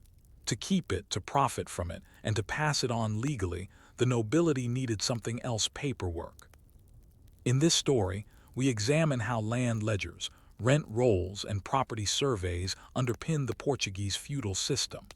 This is not the tale of lavish castles or noble duels. It is a quieter, slower account of how power endured through record-keeping. Section 1 introduces us to the core elements, the kinds of documents that shaped landholding, the way estates were administered, and how a medieval Portuguese noble became less a warrior and more a land manager with clerks, keys, and copybooks. The rise of feudal documentation. By the 12th and 13th centuries, Portugal was a patchwork of noble holdings, land granted by kings in return for military service or loyalty. But as generations passed, those grants had to be proven. Oral memory faded. Borders blurred. The only authority more enduring than family pride was a sealed parchment. That's why noble houses began to keep their own livros de foro fee books and tomos de posse books of possession. These were privately kept, often in estate chanceries, and their contents would be used to settle disputes, collect rents, and claim precedence. No estate was fully sovereign without a well-ordered set of ledgers. The fee book, daily proof of power. The most common document used by landholding nobles was the livro de foros, the rent book. These bound volumes listed names of tenants, size and type of land held, fields, vineyards, woods, annual rent due, in coin or in kind, wheat, eggs, olive oil, labor, collection dates, and any notes on arrears or exemptions. A single page might read, Martinho Gonçalves, tenant of half a jugera of dryland, vineyard near the olive grove of Santa Justa, pays 1 almude of wine and 4 deniers at All Saints. Each entry was dated and cross-referenced with the estate's master, map a rollo de terras, or land roll, typically drawn by a traveling surveyor and annotated by a scribe. This system allowed nobles to extract value without physical presence. The ledger became an extension of their will, reaching into each hut and furrow. The role of the estate scribe. Larger estates, especially those belonging to high nobility or ecclesiastical institutions, employed a secretario de herdade, or estate scribe. His duties included maintaining all property books, drafting rental contracts for new tenants, issuing receipts and collecting disputes, preparing ledgers for royal or ecclesiastical audits. These scribes worked in small offices, usually located within the manor house or in a nearby chapel. They wrote on parchment and later on paper, using iron gall ink and heavy ledgers bound in wooden covers. They were expected to be literate in Latin, fluent in vernacular Portuguese, and familiar with measurement systems, local dialects, and land use customs. Their workdays involved reading deeds, walking boundary lines with tenants, and revising entries when disputes arose. They knew every field by name, if not by sight. Surveys and the making of maps. To know what one owned was no easy task. Few properties were ever properly mapped until the 13th century, and even then, surveys were expensive and rare. But over time, noble families began commissioning rolled land surveys, which produced rough but serviceable maps. These documents were highly prized and carefully stored. A typical survey included sketches of property borders, named features, rivers, roads, chapels, markers, trees, stones, wells, notes on disputed areas. One surviving estate map from 1308 marks a pasture as belonging to Dom Estevão, but used jointly by the men of Villor during Lent by custom, not by right. That small annotation later served as legal evidence in a dispute when the Villor community tried to claim ownership. Maps were not decorative, they were instruments of law. Inheritance and the ledger. When a noble died, his estate was divided often between sons, but sometimes also daughters, brothers, or religious houses. The Livro de Posse, Book of Possession, was essential in these moments. This book detailed when and how each piece of land was acquired, what rights came with it, grazing, timber, tolls, who owed rent or service on it, any debts or obligations attached. Without this book, heirs were vulnerable, disputes arose, claims could not be substantiated. In some cases, multiple generations were written into a single book, with dates carefully tracked and updates noted in the margins. These books were more valuable than gold. They proved continuity. Scribes added phrases like, "This land passed to Dom Pedro, firstborn of Dom Alvaro, in the year of the Lord 1341, at the death of said father, as witnessed and signed by the notary of Evora." That sentence might hold a family's future. The system of tithe and overlapping authority. To complicate matters, the church also held vast lands and collected tithes even from land not owned by it. This meant that many peasants owed rent to the noble lord, a tithe to the local parish, service to a regional monastery, such as hauling grain once a year. Each obligation had its own ledger, and sometimes these books disagreed. A peasant might claim exemption due to illness, or because they performed an alternative service. But unless it was noted in the Livro do Tombo, the ecclesiastical register, it wouldn't hold up.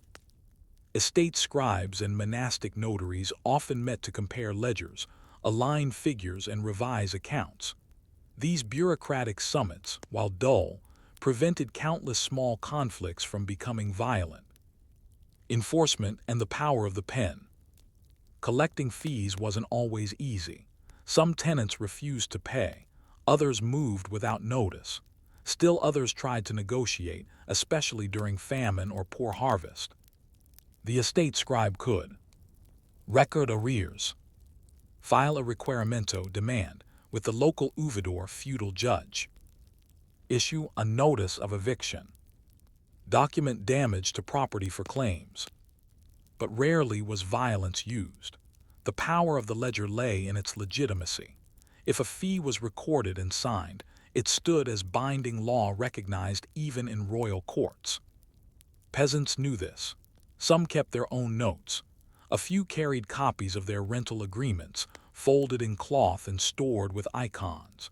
In one case, a tenant in Beira presented a 27-year-old parchment to prove that his rent had been capped at 2 measures of barley, a fact the estate had forgotten. He won copies, duplicates, and disaster preparedness.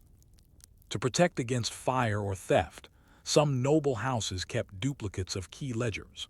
One set remained at the estate, another was deposited in a monastery or with a trusted scribe in the nearest city.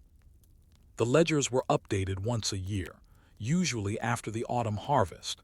These days became known as dias de conta, days of accounting, when all tenants gathered to settle rents, update contracts, and make new declarations. These meetings had ritual elements. Wine was poured, witnesses were called, and disputes were resolved on the spot, often with a clerk sitting on a barrel beneath a tree, ledger open, quill in hand. It was bureaucracy, but it was also community memory. But what happened when the ledgers didn't match reality? What if a village expanded, or new tenants arrived without contracts? Could the paper keep up with the people? Could a bureaucracy built to protect land be used to control it more tightly? We saw how Portuguese nobles used ledgers and land books to document what they owned and what others owed them. But now, in Section 2, the question shifts.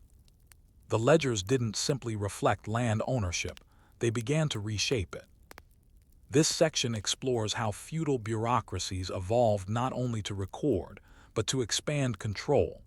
We examine how ledgers were used to redraw boundaries, absorb communities, extend taxation, and suppress resistance, all with ink. The bureaucracy moved beyond confirming possession. It became a tool of consolidation.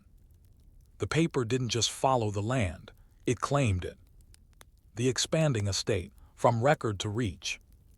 As noble families accumulated more land through marriage, inheritance, royal grant, or acquisition, they faced a logistical problem: how to manage what they couldn't see.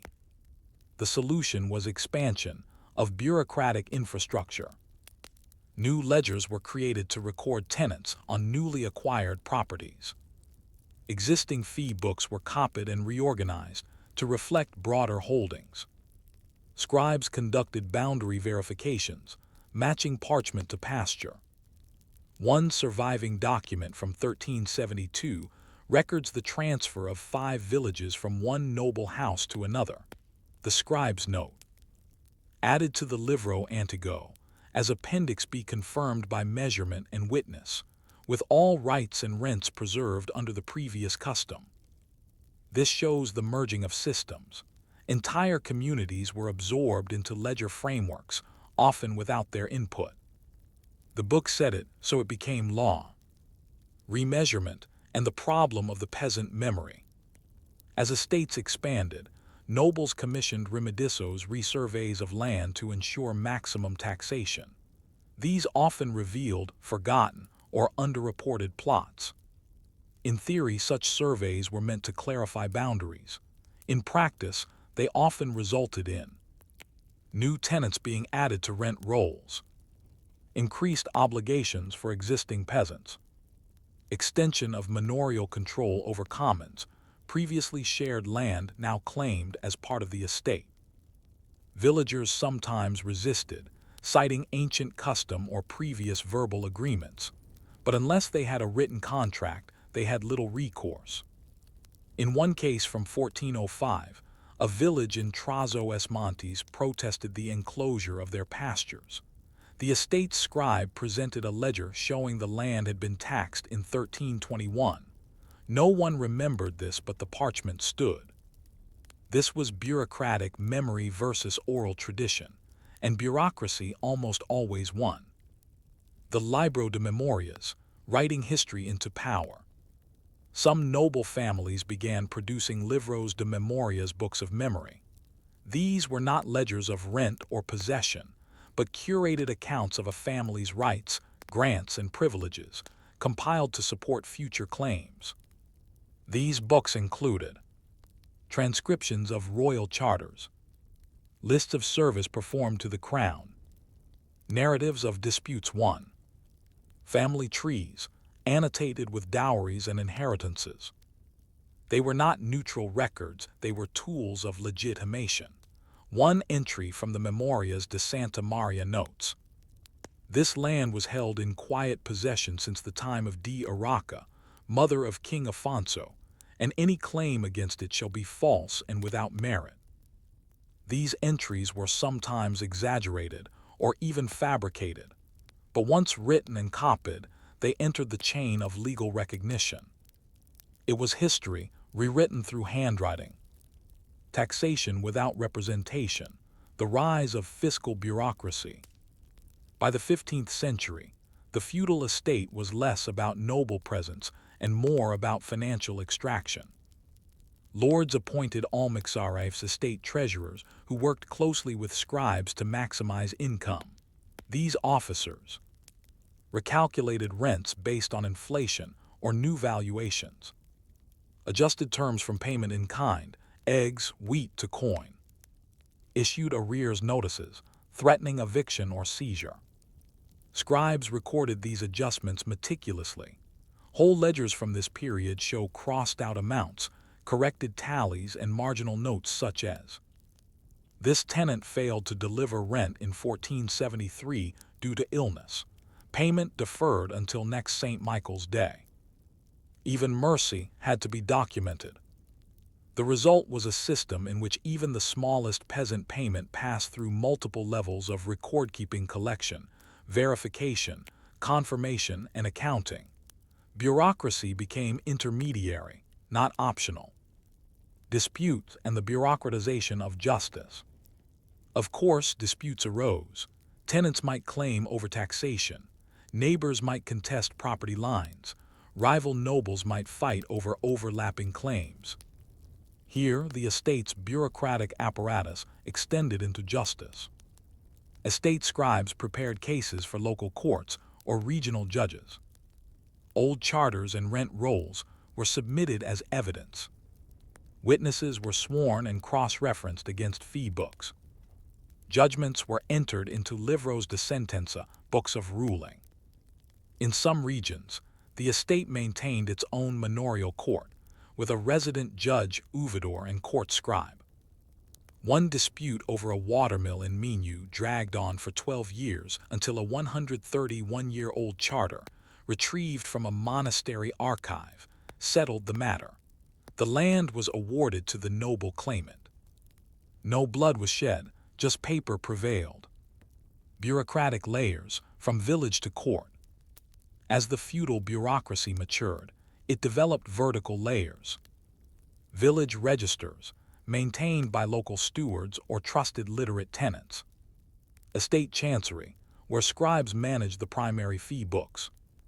Regional archives, where duplicates and charters were stored.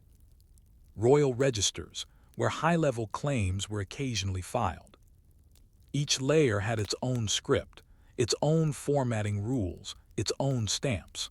A dispute that traveled upward had to be translated, recertified, and repackaged, bureaucracy within bureaucracy. Errors multiplied, so did opportunity. Manipulation of the margins. Not all scribes were impartial. Some altered records for profit. Others inserted favors such as downgrading rent, misreporting boundaries, or misfiling disputes. Cases of forgery emerged. Dates altered to predate conflicting claims. Names swapped to secure inheritance. Weights and measures rounded in noble favor. When discovered, such acts were punished, but not always. Noble families often protected their scribes, treating misconduct as indiscretion, not crime. And yet, even corrupt bureaucracy codified power. The more a system required documentation, the more it excluded those without access to scribes or knowledge of forms. Peasant strategies and paper resistance. Not all subjects were passive. Some peasants learned to work the system. They memorized key rent terms and cited them during disputes. Literate villagers maintained community records, noting changes and payments. Communities filed group petitions against arbitrary remeasurement or taxation. These petitions, signed with crosses or thumbprints, were entered into the nobles' records even if ignored. One remarkable case from the Alentejo in 1466 shows a peasant named João Francisco presenting a copy of his grandfather's rent agreement kept by his family for 90 years. The estate scribe had no matching entry. But the document was sealed and signed. João won his claim.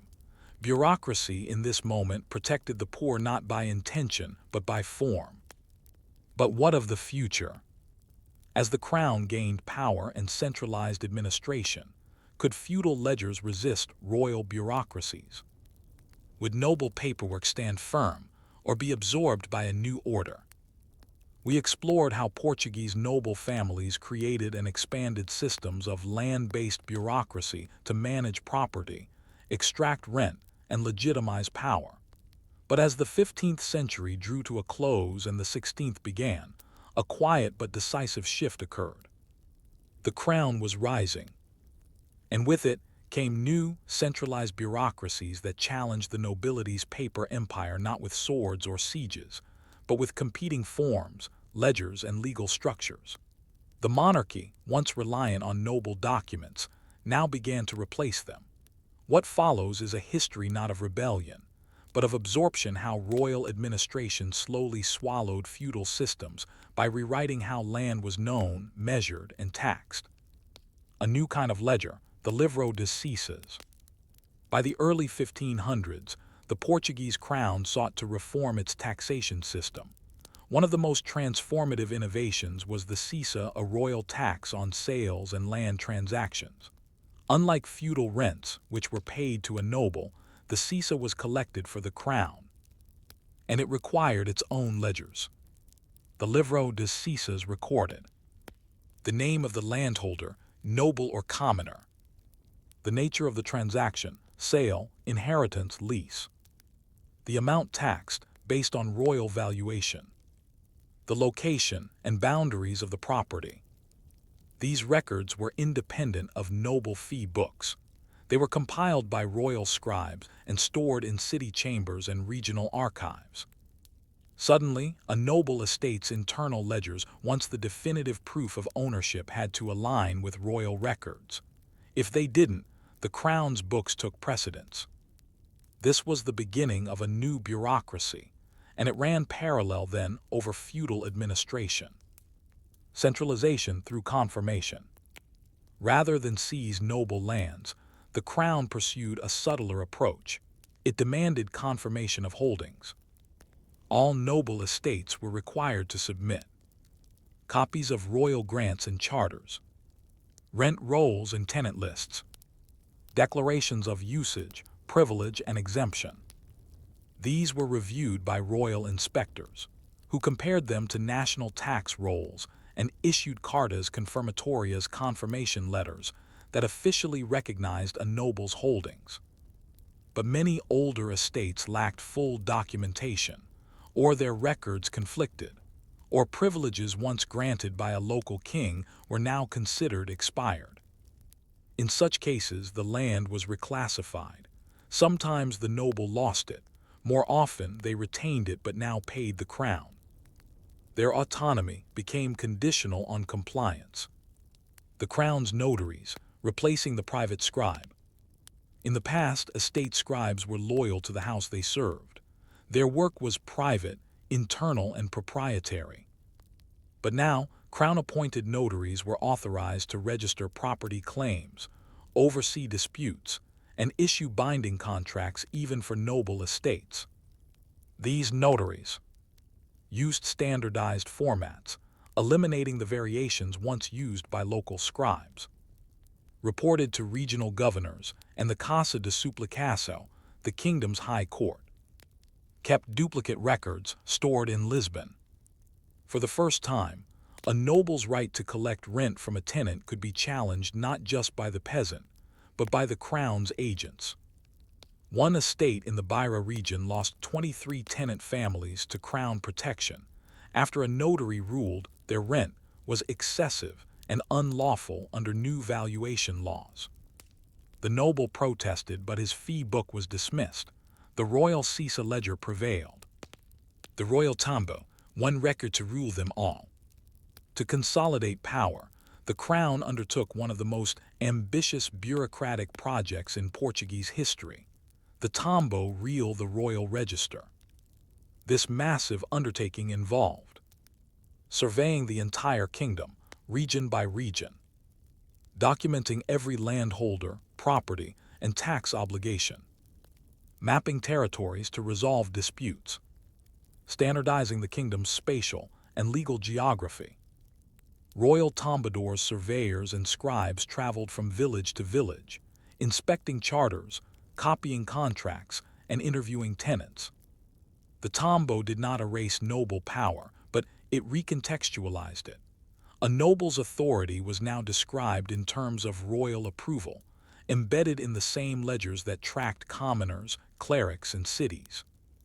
Estates that refused to cooperate were marked as irregular, and their tax rates increased. Bureaucratic redundancy, two systems in conflict. By the mid-16th century, most noble estates maintained two sets of ledgers. Their traditional livros de faros and livros de passe, filled with local names, customs, and handwritten agreements. Copies of royal confirmations, Cisa assessments, and correspondence with Lisbon notarized and filed in official script. The coexistence of these systems was tense. Discrepancies created problems. Tenants cited royal assessments to refuse older rents. Nobles appealed to royal courts to reclaim rights denied by scribes. Clerks debated over which book, local or royal, was binding. Over time, the royal format won, not by decree but by default. If a dispute went to court, only the royal record was admissible. If a property changed hands, Only the notary's contract was recognized.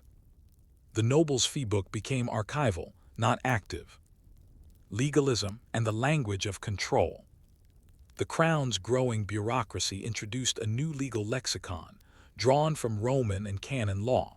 Terms like dominio directo, direct domain; usufructo vitalicio, lifetime usufruct; prescrissa, legal statutory claim; reversal fiscal, fiscal reversion. These concepts replaced older, looser notions like diritto costumero, customary right, or posse de memoria, possession by memory. Even noble scribes had to retrain, learning to draft petitions and property declarations in the new language. Some failed to adapt. Others were absorbed into the royal apparatus, becoming notarios publicos, state-certified notaries. Paper still ruled the land, but the pen now served the crown. The fate of the noble archive. What became of the noble ledgers? Some were retired, tied shut, and stored in trunks, their leather cracked and pages curling with age. Others were donated to monasteries, universities, or libraries. A few were burned, either in frustration or to hide fraud, but many survive. They tell a quieter story of decline, not of defeat in battle, but of obsolescence in law. Where once a fee book was enough to define a village, now it was one voice among many, echoed or contradicted in the royal tombos, the municipal registers, the notarial archives of Lisbon. The bureaucracy had outgrown the feudal house. Bureaucracy as the new nobility. In an ironic twist, the very scribes and officers who once served nobles became the new elite. The crown increasingly rewarded loyal bureaucrats with land, titles, and incomes. This nobility of the pen, nobreza de toga, rose in influence. Judges, notaries, auditors, and record-keepers entered the aristocracy. Their children married into old noble families. Their authority derived not from land, but from writing about land. This was the final inversion. Where once noble scribes served the estate, now estates served the bureaucracy. An end with a whisper. No rebellion marked the fall of noble bureaucracies. No manifesto declared the end of the fee book. Instead, the change came slowly, year by year, entry by entry, ledger by ledger. Power shifted not with fire or sword, but with the quiet triumph of standardized forms. And still we wonder, what power today do we still accept because it is written, and who decides what gets written down? What old ledgers of control might still lie dormant, waiting to be read again? Story 5. Authentication, Fraud, and Royal Decrees. The medieval world didn't trust the spoken word, not when it came to power. Words could be forgotten, misunderstood, or denied. But once something was written, copied, sealed, and witnessed, it entered a different realm, one of law, permanence, and control. In Portugal, the written decree held the force of the king's will, but a decree without the papal seal was just paper. This story examines the quiet but vital bureaucratic universe of authentication, centered around seals, clerks, forgery, and the invisible architecture of truth.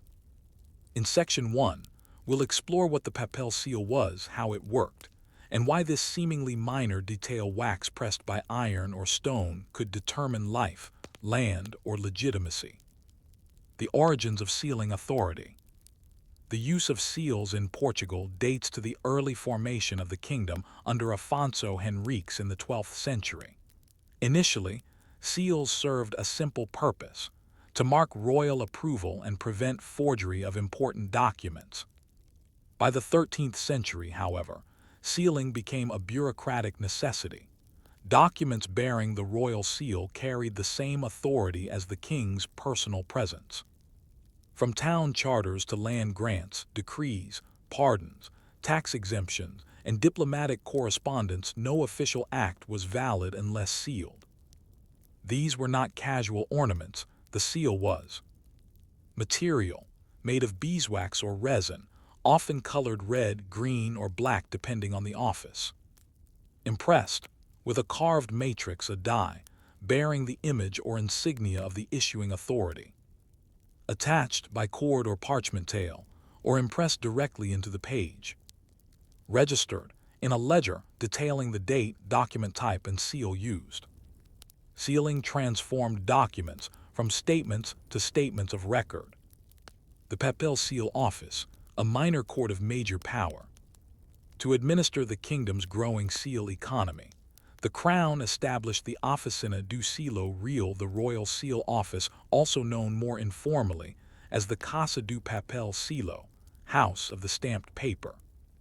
This office was responsible for safeguarding the seal matrices, dies of the king, queen, royal heirs, and top officials, authorizing the creation of secondary seals for regional governors or royal agents, training and appointing seladors, official sealers, logging every sealed document into books of seal issuance. A clerk from the Casa do Papel Selo was present at almost every major administrative ceremony, town charters, knightly orders, merchant licenses, and tax exemptions. A single misplaced seal, or one affixed without record, could cause chaos. Types of seals, hierarchies in wax. Seals were not one size fits all. Each type carried different authority and meaning. The Great Royal Seal, Selo Mayor, used only for major acts, grants of land, creation of towns, diplomatic treaties. The Lesser Royal Seal, Selo Menor, used for internal appointments, legal confirmations, and military orders. Privy Seals, Selos Privados, belonging to members of the royal family, used for household business or private correspondence. Official Seals, Selos de Cargos, held by ministers, judges, and royal scribes for daily administrative actions. Religious Seals. Monasteries and bishops also had their own seals, sometimes recognized in secular courts. Every seal had a unique matrix, stored under guard. Use was logged in daily records and confirmed by 2 witnesses. No document was considered valid unless its seal matched the register. Seals and the market of authenticity. The existence of seals created value in documentation, and where there is value, there is fraud. Some common manipulations included forgery of seal impressions, imitating the matrix by carving wax manually or using counterfeit dies. Reuse of real seals, carefully removing a genuine seal from one document and attaching it to another. Fake cords and attachments, using royal-colored thread or parchment tails to imitate seal formats. Impersonation of authority, signing a royal name and pressing a false seal to produce a royal order. The Crown responded with increasingly complex seal designs, including raised edges, symbolic imagery, and seal identifiers known only to court scribes. Penalties for forgery were severe. A 14th century law under King Pedro I states, "He who makes use of false seals shall be judged as a traitor to the crown, and his property taken." Even noblemen were not exempt. The ritual of sealing. Sealing was not just administrative, it was ceremonial. At major events like the granting of a foral charter to a town, the scribe would read the contents aloud. A sealing clerk would then produce the correct matrix from a velvet-lined case. Melt wax over a specially prepared dish. Affix the wax to the document tail or to a tag of parchment. Press the matrix gently but firmly. Hold the impression aloft for witnesses to see. Record the act in the Livro de Seligem, sealing book. In some cases, the sealing was witnessed by hundreds, especially when it confirmed town privileges or new taxation limits. For rural transactions or minor documents, the process was less dramatic but always recorded. Copying and the problem of verification.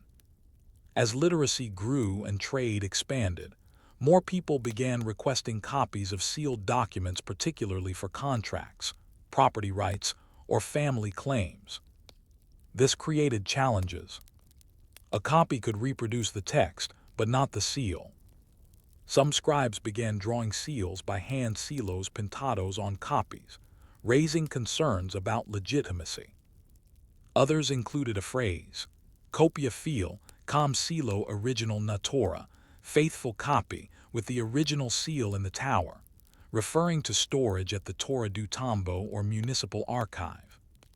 Royal decrees eventually required notarial confirmation of all copies. A recognized notary would sign and stamp the copy, declaring it to be faithful and identifying the archive where the original was stored. In this way, authentication moved from wax to witness structure. Storage of sealed documents. Sealed documents, due to their value, required special storage. Municipal archives kept sealed charters in wooden boxes lined with cloth. Royal archives like the Torre do Tombo developed vertical shelves with slots for sealed scrolls, ensuring the wax did not crack. Documents were labeled by seal type and date, not just content. These archives became repositories of legitimacy. When disputes arose over taxes, boundaries, or rights, the first question was, where is the sealed document? If it could be produced and confirmed, the argument was often over. The rise of the papel silo, stamp duties and official paper. By the late 15th century, as printing spread and administration grew, the Crown introduced a new concept, pre-stamped paper.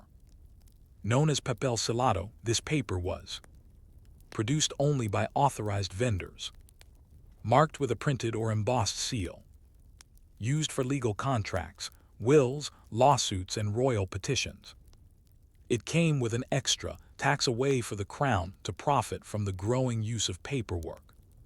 Scribes had to buy stamped paper or face invalidation of the document. Suddenly, authenticity was built into the medium, not just the message. A society of seals. By the dawn of the 16th century, seals had become ubiquitous in Portuguese life.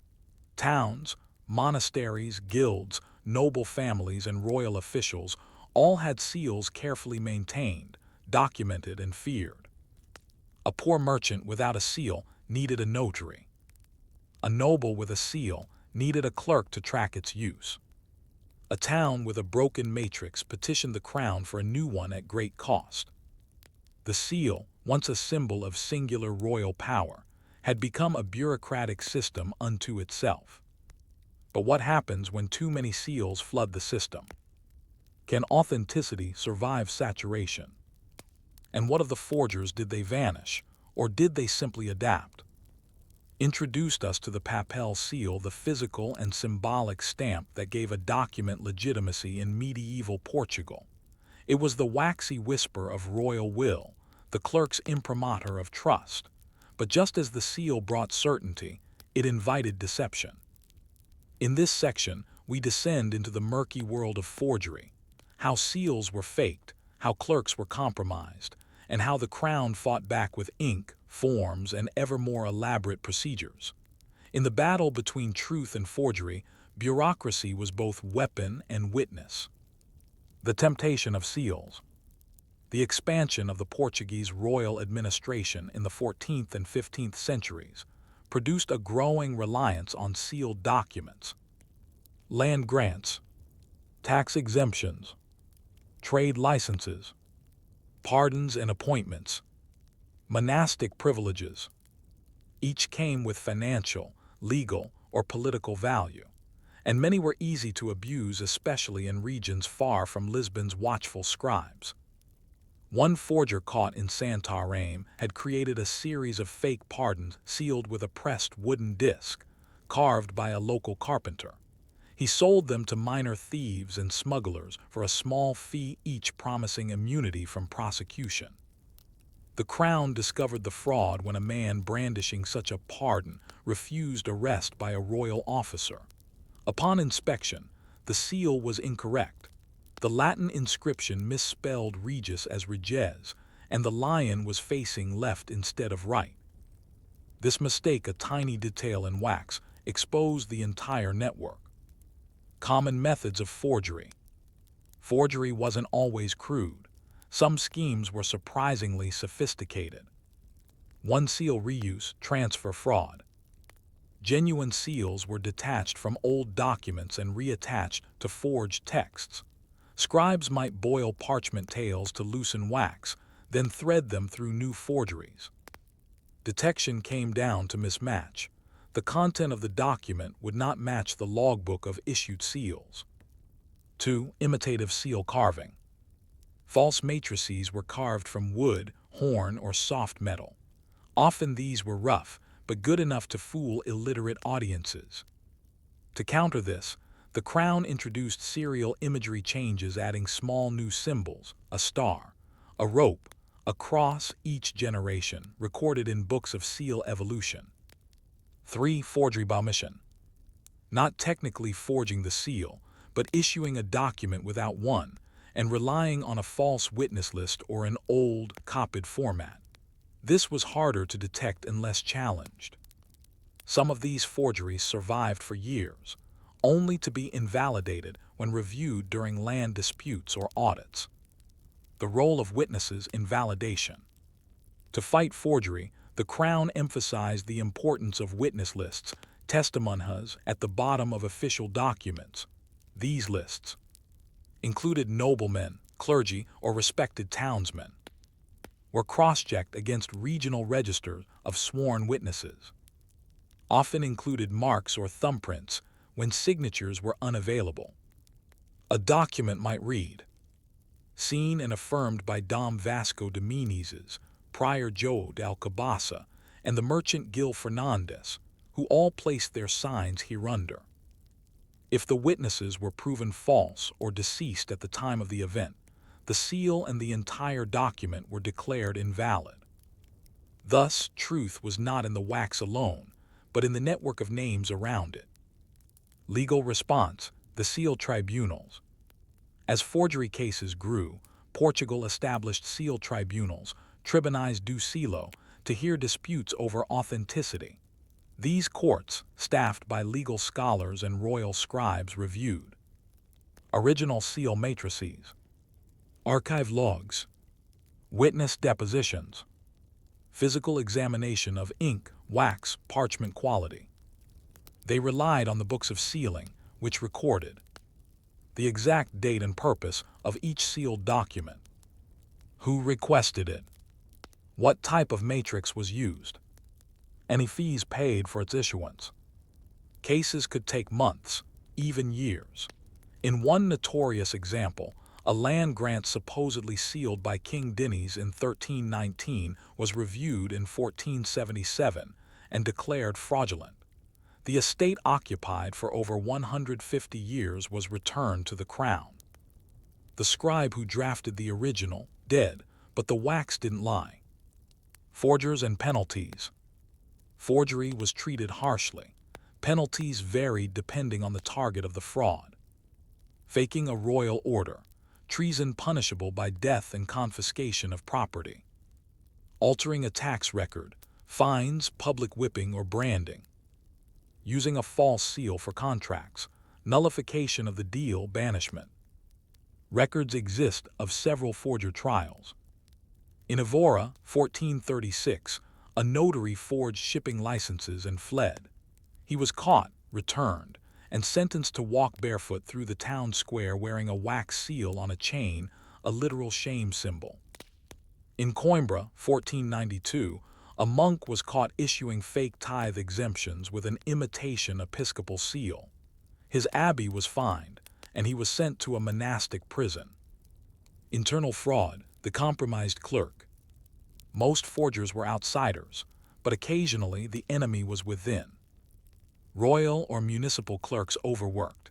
Underpaid might be tempted to forge signatures, sell blank forms, or manipulate ledger entries.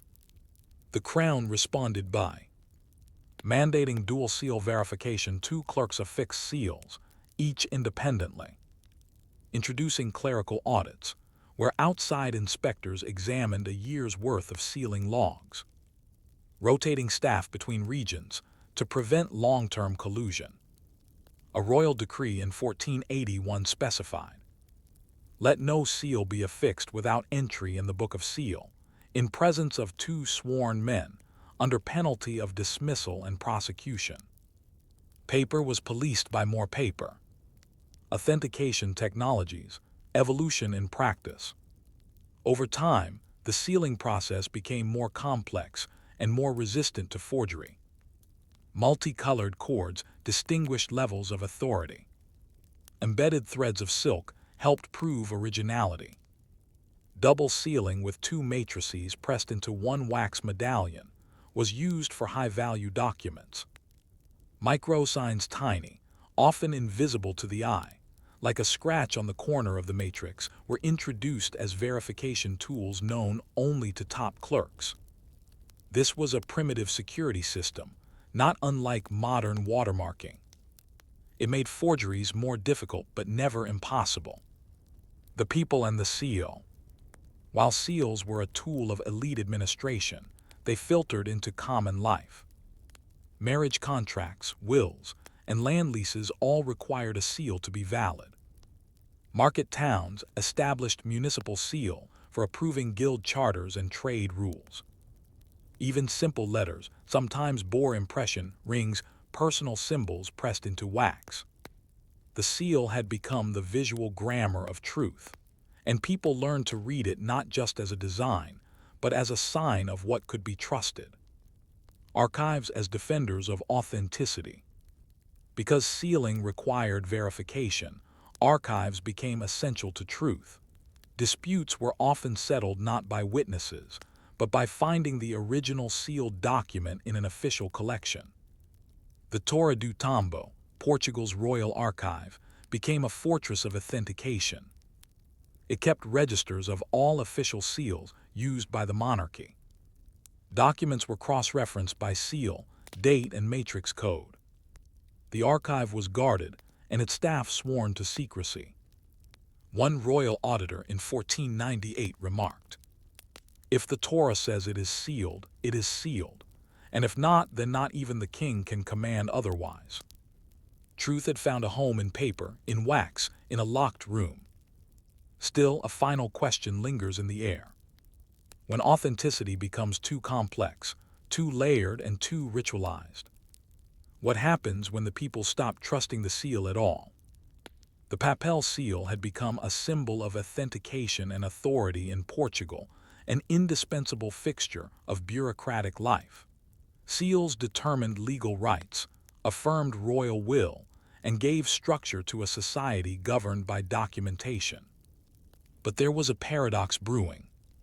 The more the system depended on seals, the more forms, stamps, authorizations, and clerical rituals it demanded, the greater the opportunity for doubt.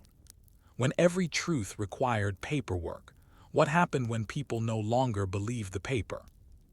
In this final section, we explore how the seal, once an icon of legitimacy, gradually became a target of suspicion.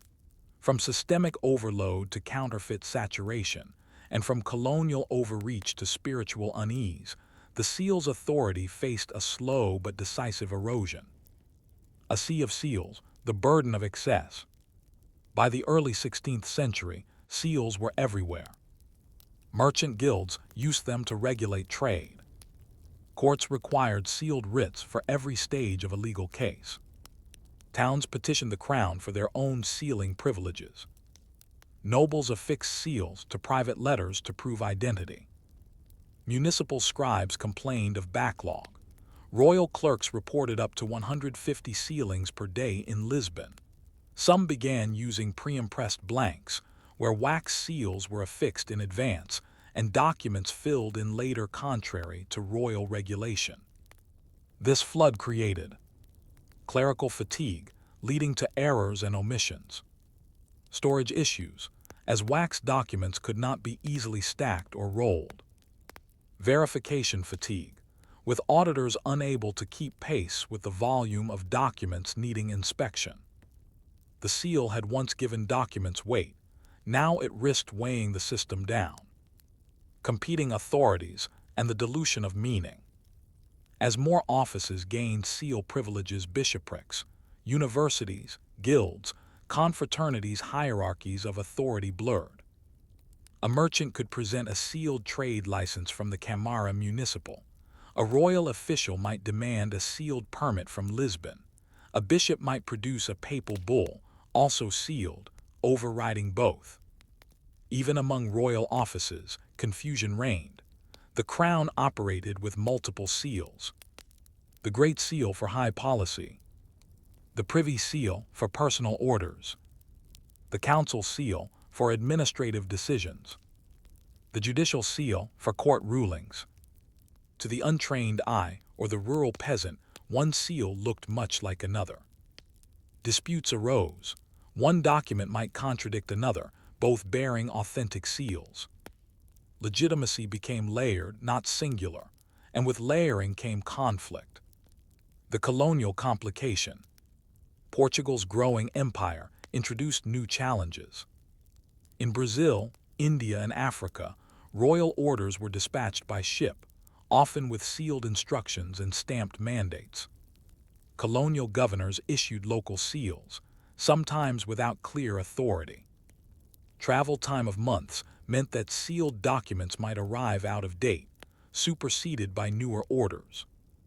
Cases are recorded where two captains in Bahia presented conflicting sealed directives, each claiming to act in the king's name. The local court had to decide whose document felt more legitimate. Even worse, in remote colonies, counterfeit seals sometimes went undetected for years. Lacking archives for comparison, colonial officials relied on appearance, not verification. A forged letter of marque from Goa caused an international incident in the Red Sea based entirely on a wax seal, with slightly incorrect Latin. Popular suspicion when trust falters. Among the common people, especially in rural Portugal, a new attitude began to emerge: distrust of the sealed document. Stories circulated of rent increases justified by forged charters, noblemen producing phantom rights with conveniently sealed parchment, monks altering dates on tithe exemptions, towns losing privileges due to misfiled or missing seals.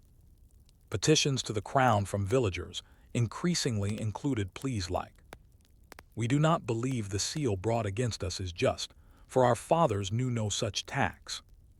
Peasants began asking for public readings, witness confirmation, and when possible copies from Lisbon.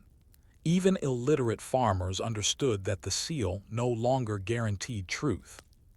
It was a quiet crisis, not a revolt but a withering of belief. The church's response: seals and souls. In ecclesiastical settings, sealing took on spiritual overtones. Papal bulls arrived with lead seals, bully, and silk cords. Religious orders sealed their internal rules, vows, and land claims. Clerical courts required sealed declarations of penance and absolution.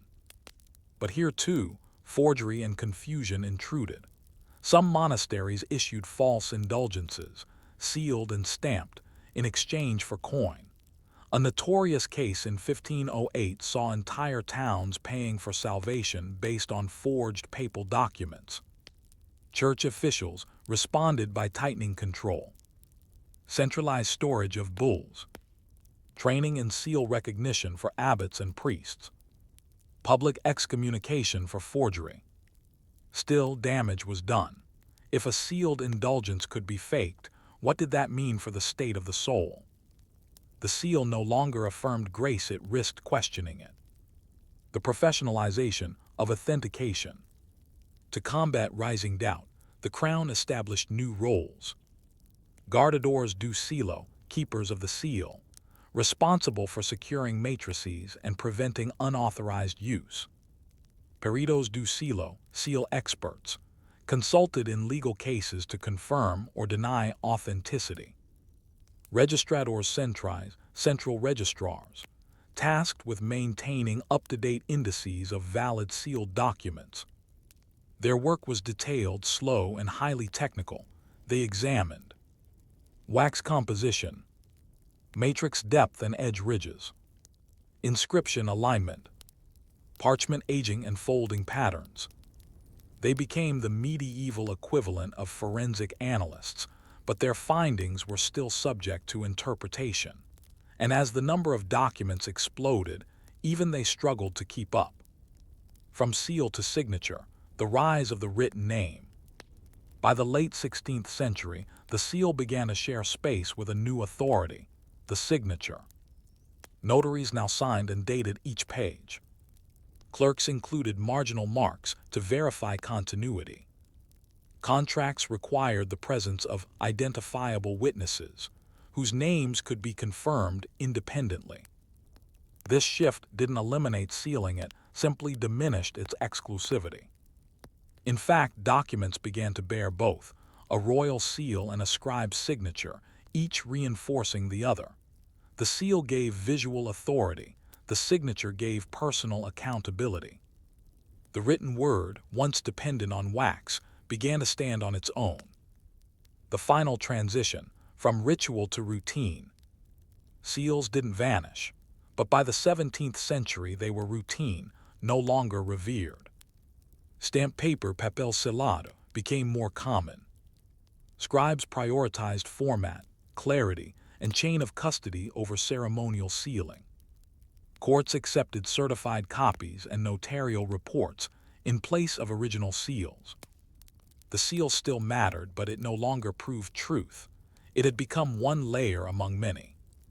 Where once people bowed to the seal's appearance, now they asked, "Who signed this? Where is it registered? Has it been verified?" What remained? In dusty archives across Portugal, thousands of seals still sit cracked, faded, or crumbling. Their presence still impresses. Some are elegant, others hurried, some faded beyond recognition. And yet, their true weight lies not in wax, but in what they represent. A society trying to hold itself together with paper and ritual. The seal was never infallible, but it was an honest, bureaucratic attempt to root power in structure rather than whim, in process rather than fear. So what do we seal today? What rituals of modern legitimacy, passwords, stamps, digital certificates will someday seem as quaint, as fragile, and as trusted as a wax seal once did? Story 6. Tithes and Tributes, Parish Records in a Growing Empire. By the 16th century, Portugal stood at the edge of the world and the center of an empire. Spices flowed from India, gold trickled from West Africa, sugar arrived from Brazil, and souls, always souls, were to be counted, baptized, buried, and taxed. Amid this growing empire, it was not the merchant or the admiral who held the greatest power over daily life, but the parish priest with a pen. This story explores how Portugal's local parishes became bureaucratic engines, maintaining detailed records of life, death, and devotion.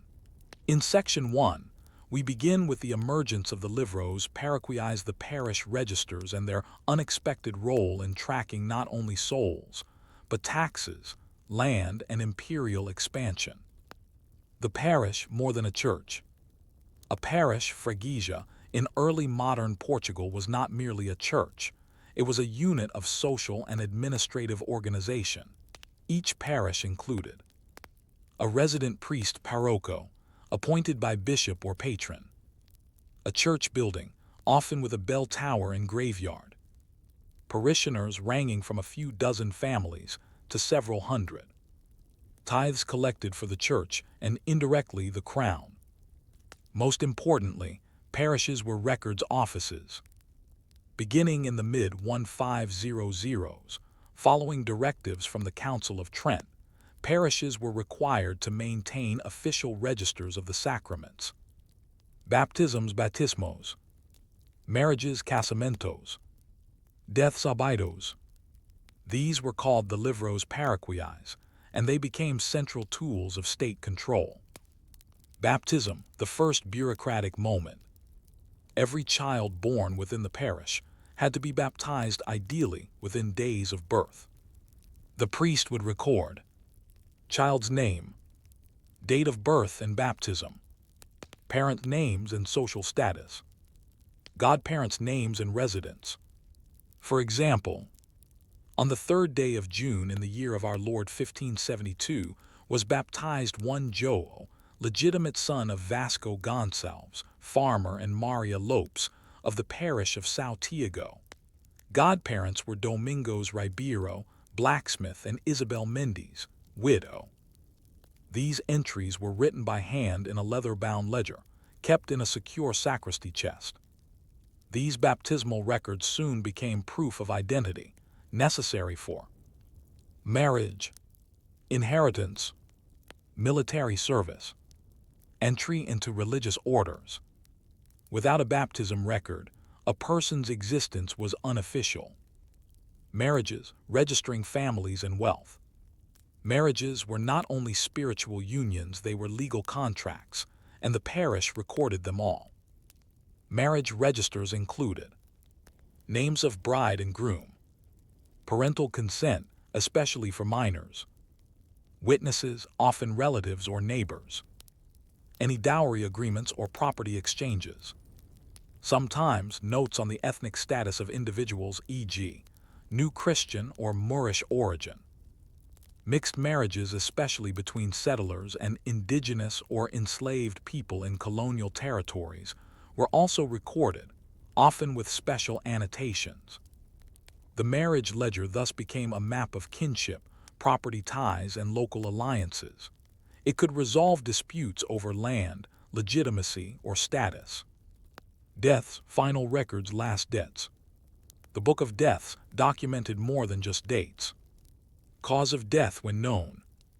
Funeral details, location, priest officiating. Payment of final tithes or bequests. Place of burial, churchyard, common field, or interior chapel. In wealthier parishes, some entries included: the deceased was buried within the nave, near the altar of St. Michael, per donation of 12 cruzados, as recorded in the will held by this office. This merging of spiritual passage and material record turned the parish into a keeper of death duties, sacramental order, and economic closure. Record keeping as power.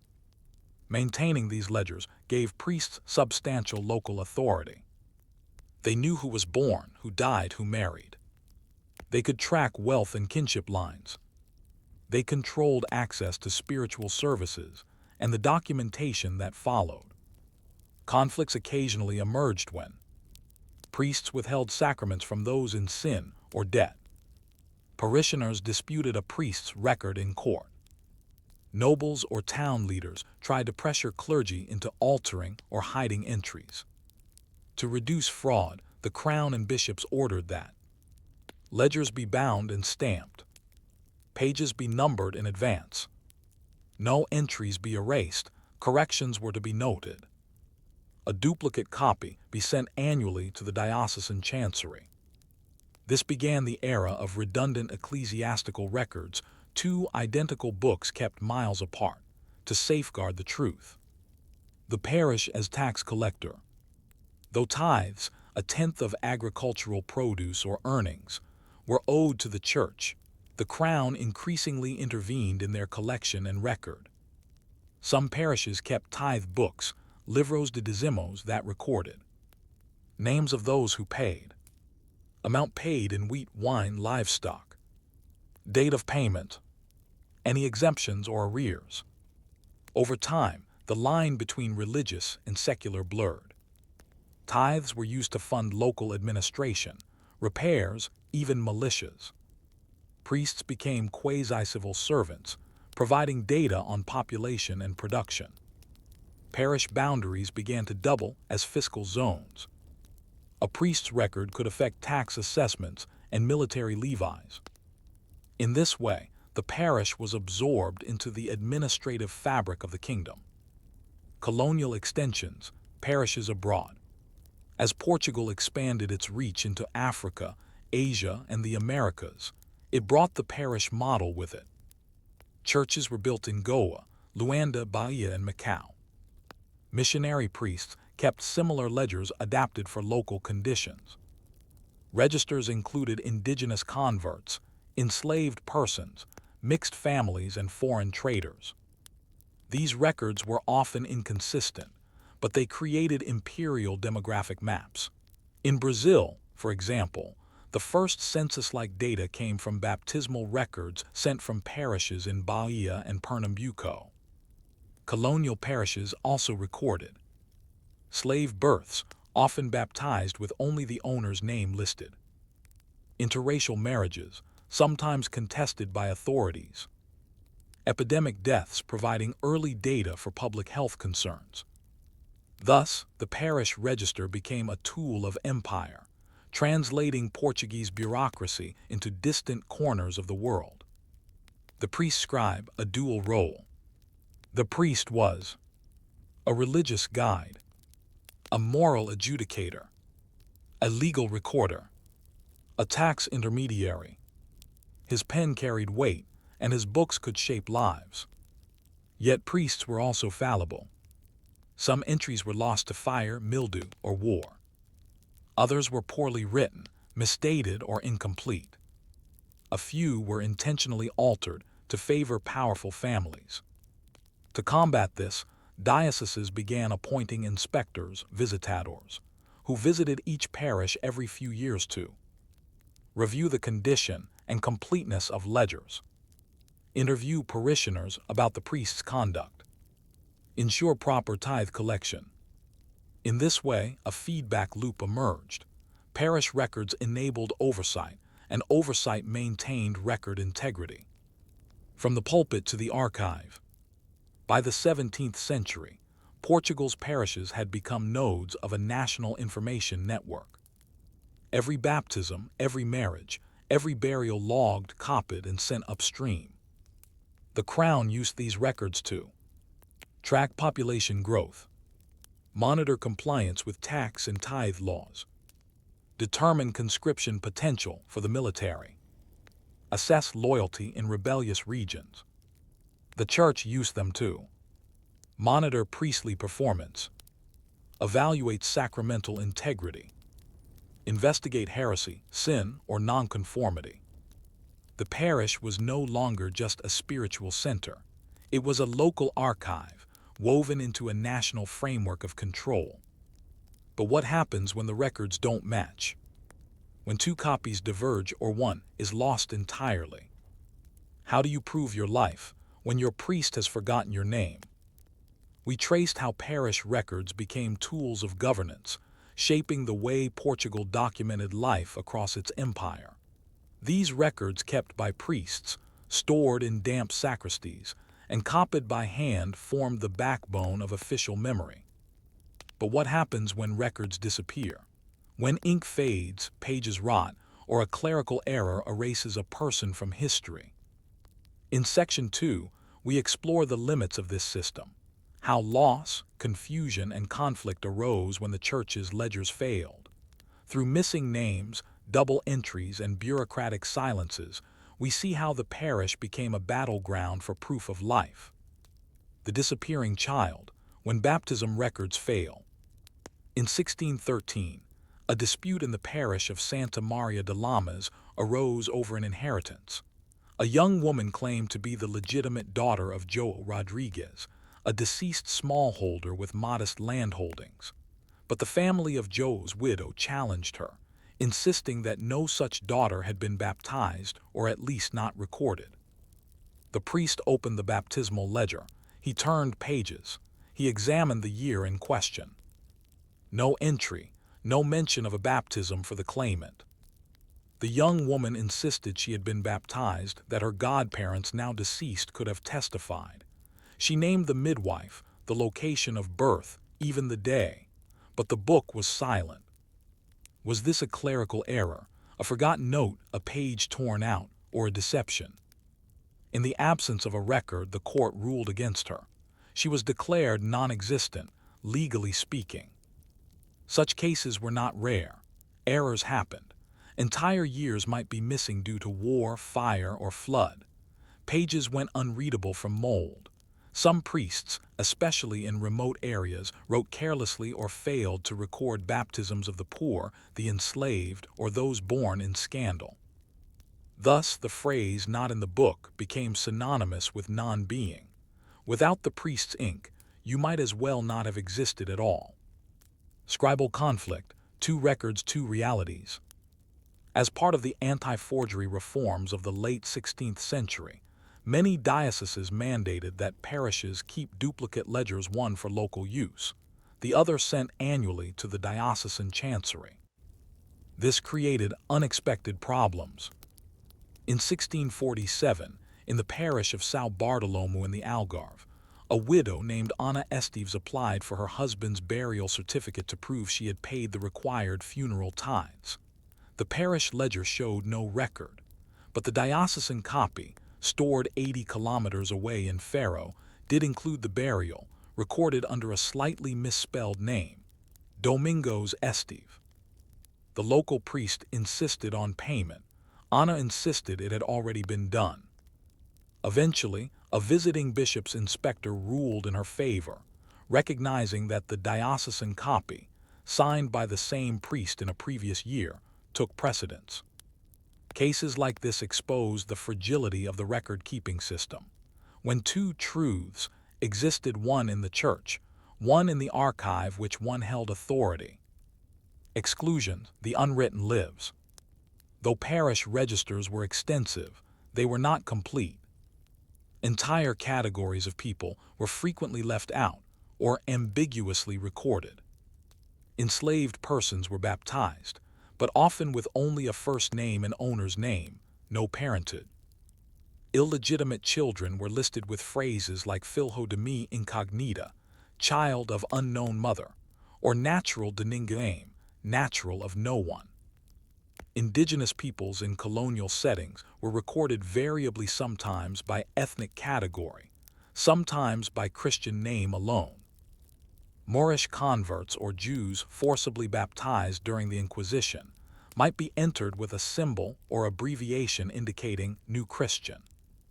This created a layered documentation system in which certain people were included but not fully acknowledged.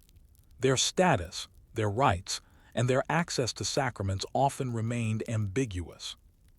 Even women often disappeared after marriage, absorbed into their husband's name unless they remarried or were widowed. The parish ledger told a story, but often an incomplete one. The political use of records. By the 17th century, parish records were not just local tools, they were political instruments. The Crown, seeking to understand its kingdom, launched periodic reviews based on parish data. Population surveys, censos, were constructed using baptism and death records. Military levies were calculated by number of male births and surviving adults. Tax assessments were based on tithe collections and marriage frequencies, suggesting household wealth.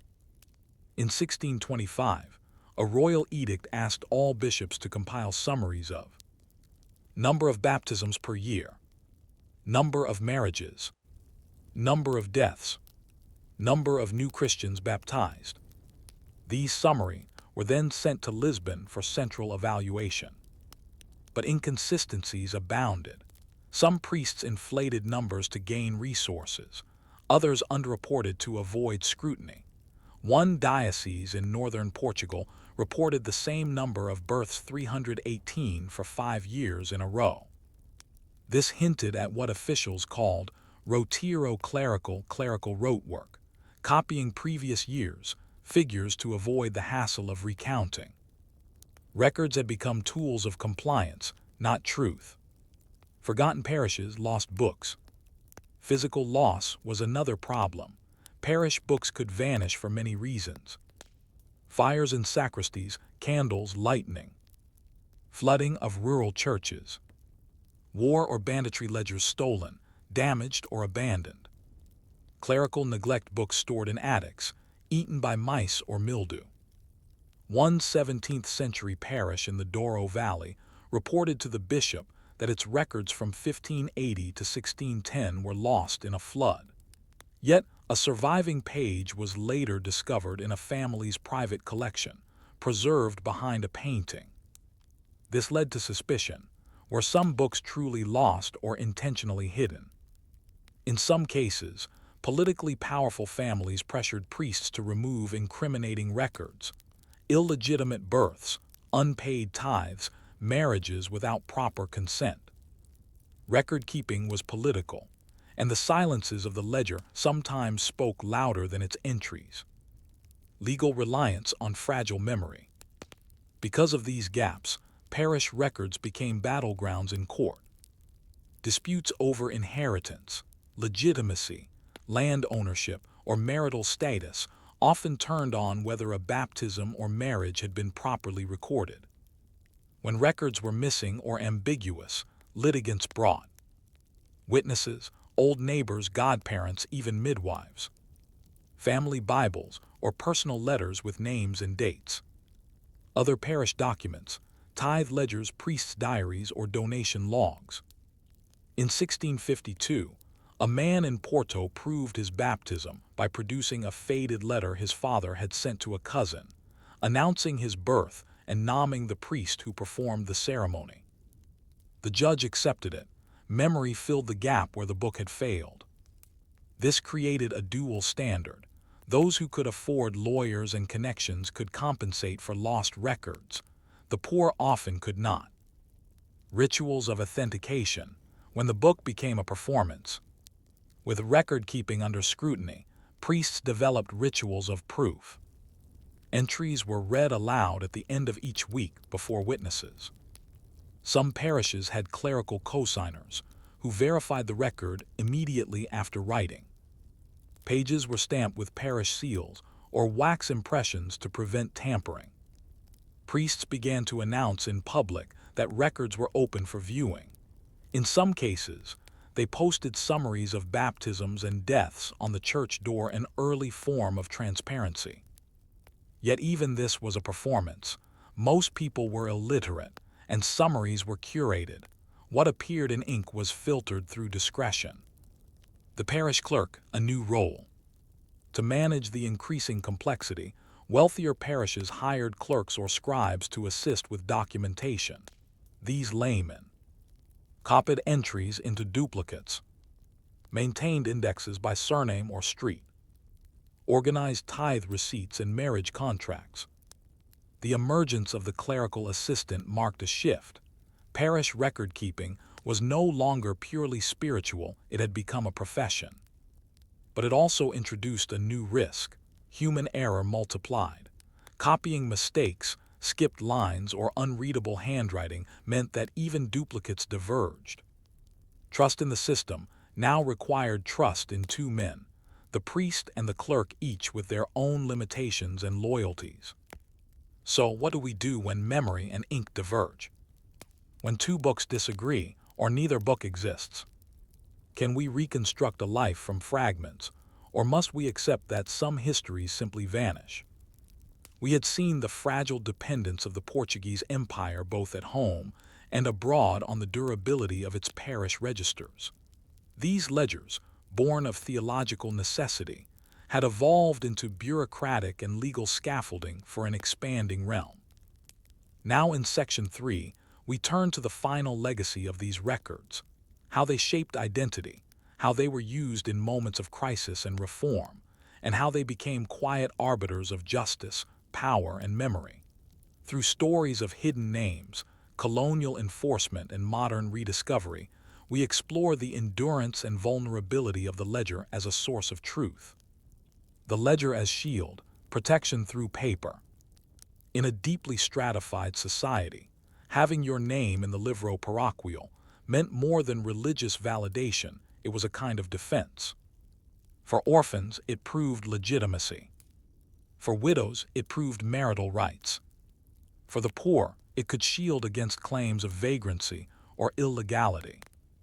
For servants or slaves, baptism entries sometimes offered the only permanent acknowledgement of personhood. One preserved case from the Azores, 1674, shows a freed African woman, Maria de Jesus, using her baptismal entry to contest her re-enslavement by a new plantation owner. She presented a copy of her record, showing both her name and the moment of manumission, written in the margin by the priest who had freed her. The court, unusually, ruled in her favor. Her ledger entry a short paragraph. Ink on paper held more power than her word or even her witnesses. The ledger spoke with permanence. Records in crisis, the Lisbon earthquake. On November 1, 1755, one of Europe's most devastating natural disasters struck Lisbon. A massive earthquake, followed by tsunami and fire, destroyed large swathes of the city, including many parish churches. Thousands of parish registers burned, some dating back centuries. The disaster created immediate legal chaos. Survivors could not prove deaths of spouses. Inheritance claims stalled. Military drafts lacked population baselines. Property transfers were delayed for want of proof.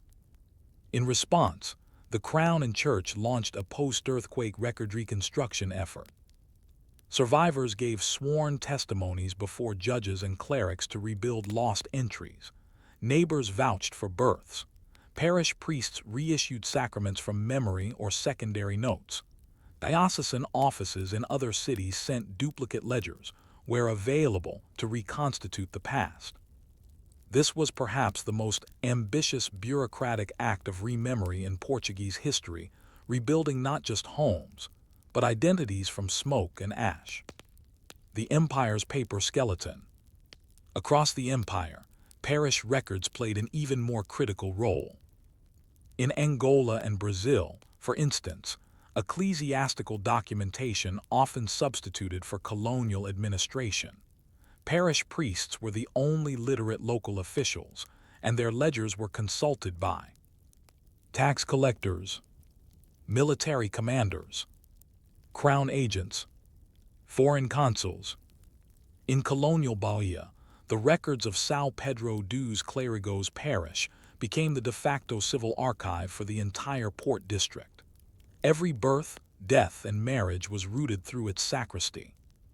When a cholera outbreak struck in 1833, the government used the death registers, not medical reports, to trace the timeline of infection.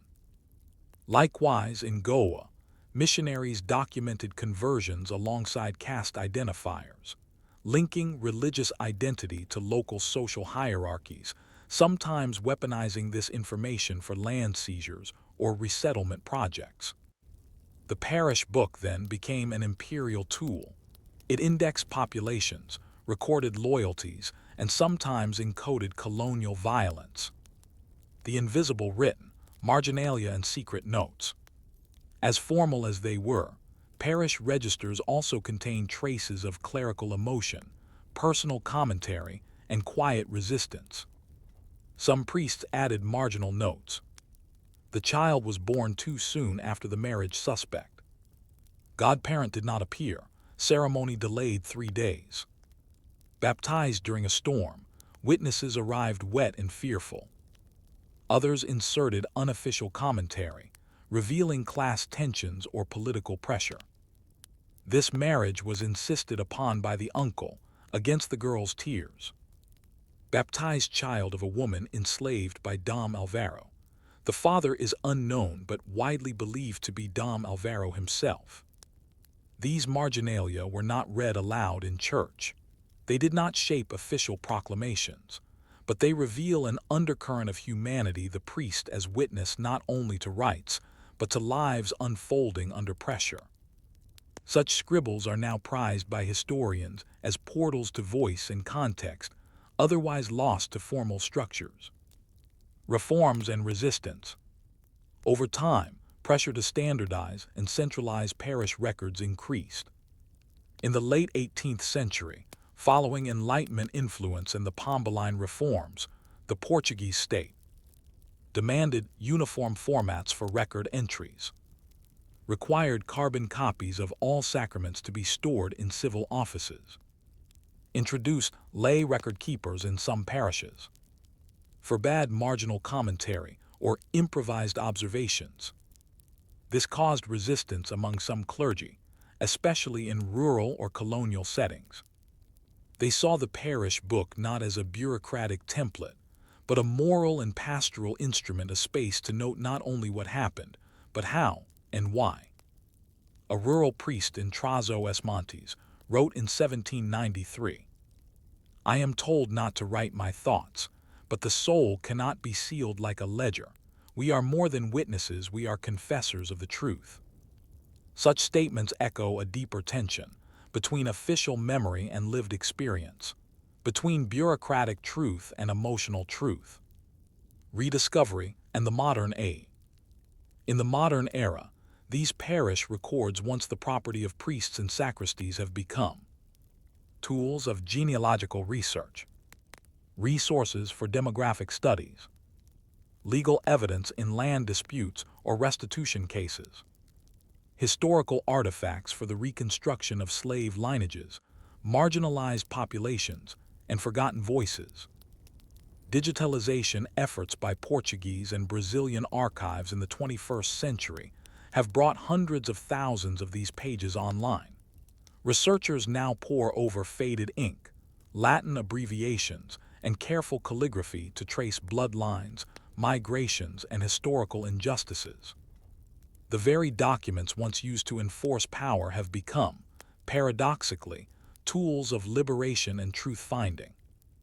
In some cases, descendants of enslaved people have used baptism records to reclaim family names, reconnect broken histories, or establish claims to memory and place. The books endure. Reflections on Bureaucracy and Belief. The story of parish records is not just one of paperwork. It is the story of how a society tried to materialize memory, to freeze time in ink, to bind identity to pages, to record what is fleeting: birth, love, death. And yet the records were always imperfect. Some names misspelled, some voices never written, some truths edited, erased, or unspoken. Still, there was faith, not just religious but civic, in the power of the ledger. It gave form to lives. It outlasted wars, floods, empires. Even today, to hold a 400-year-old parish book is to feel a strange continuity, the sense that someone, long ago, cared enough to write you down.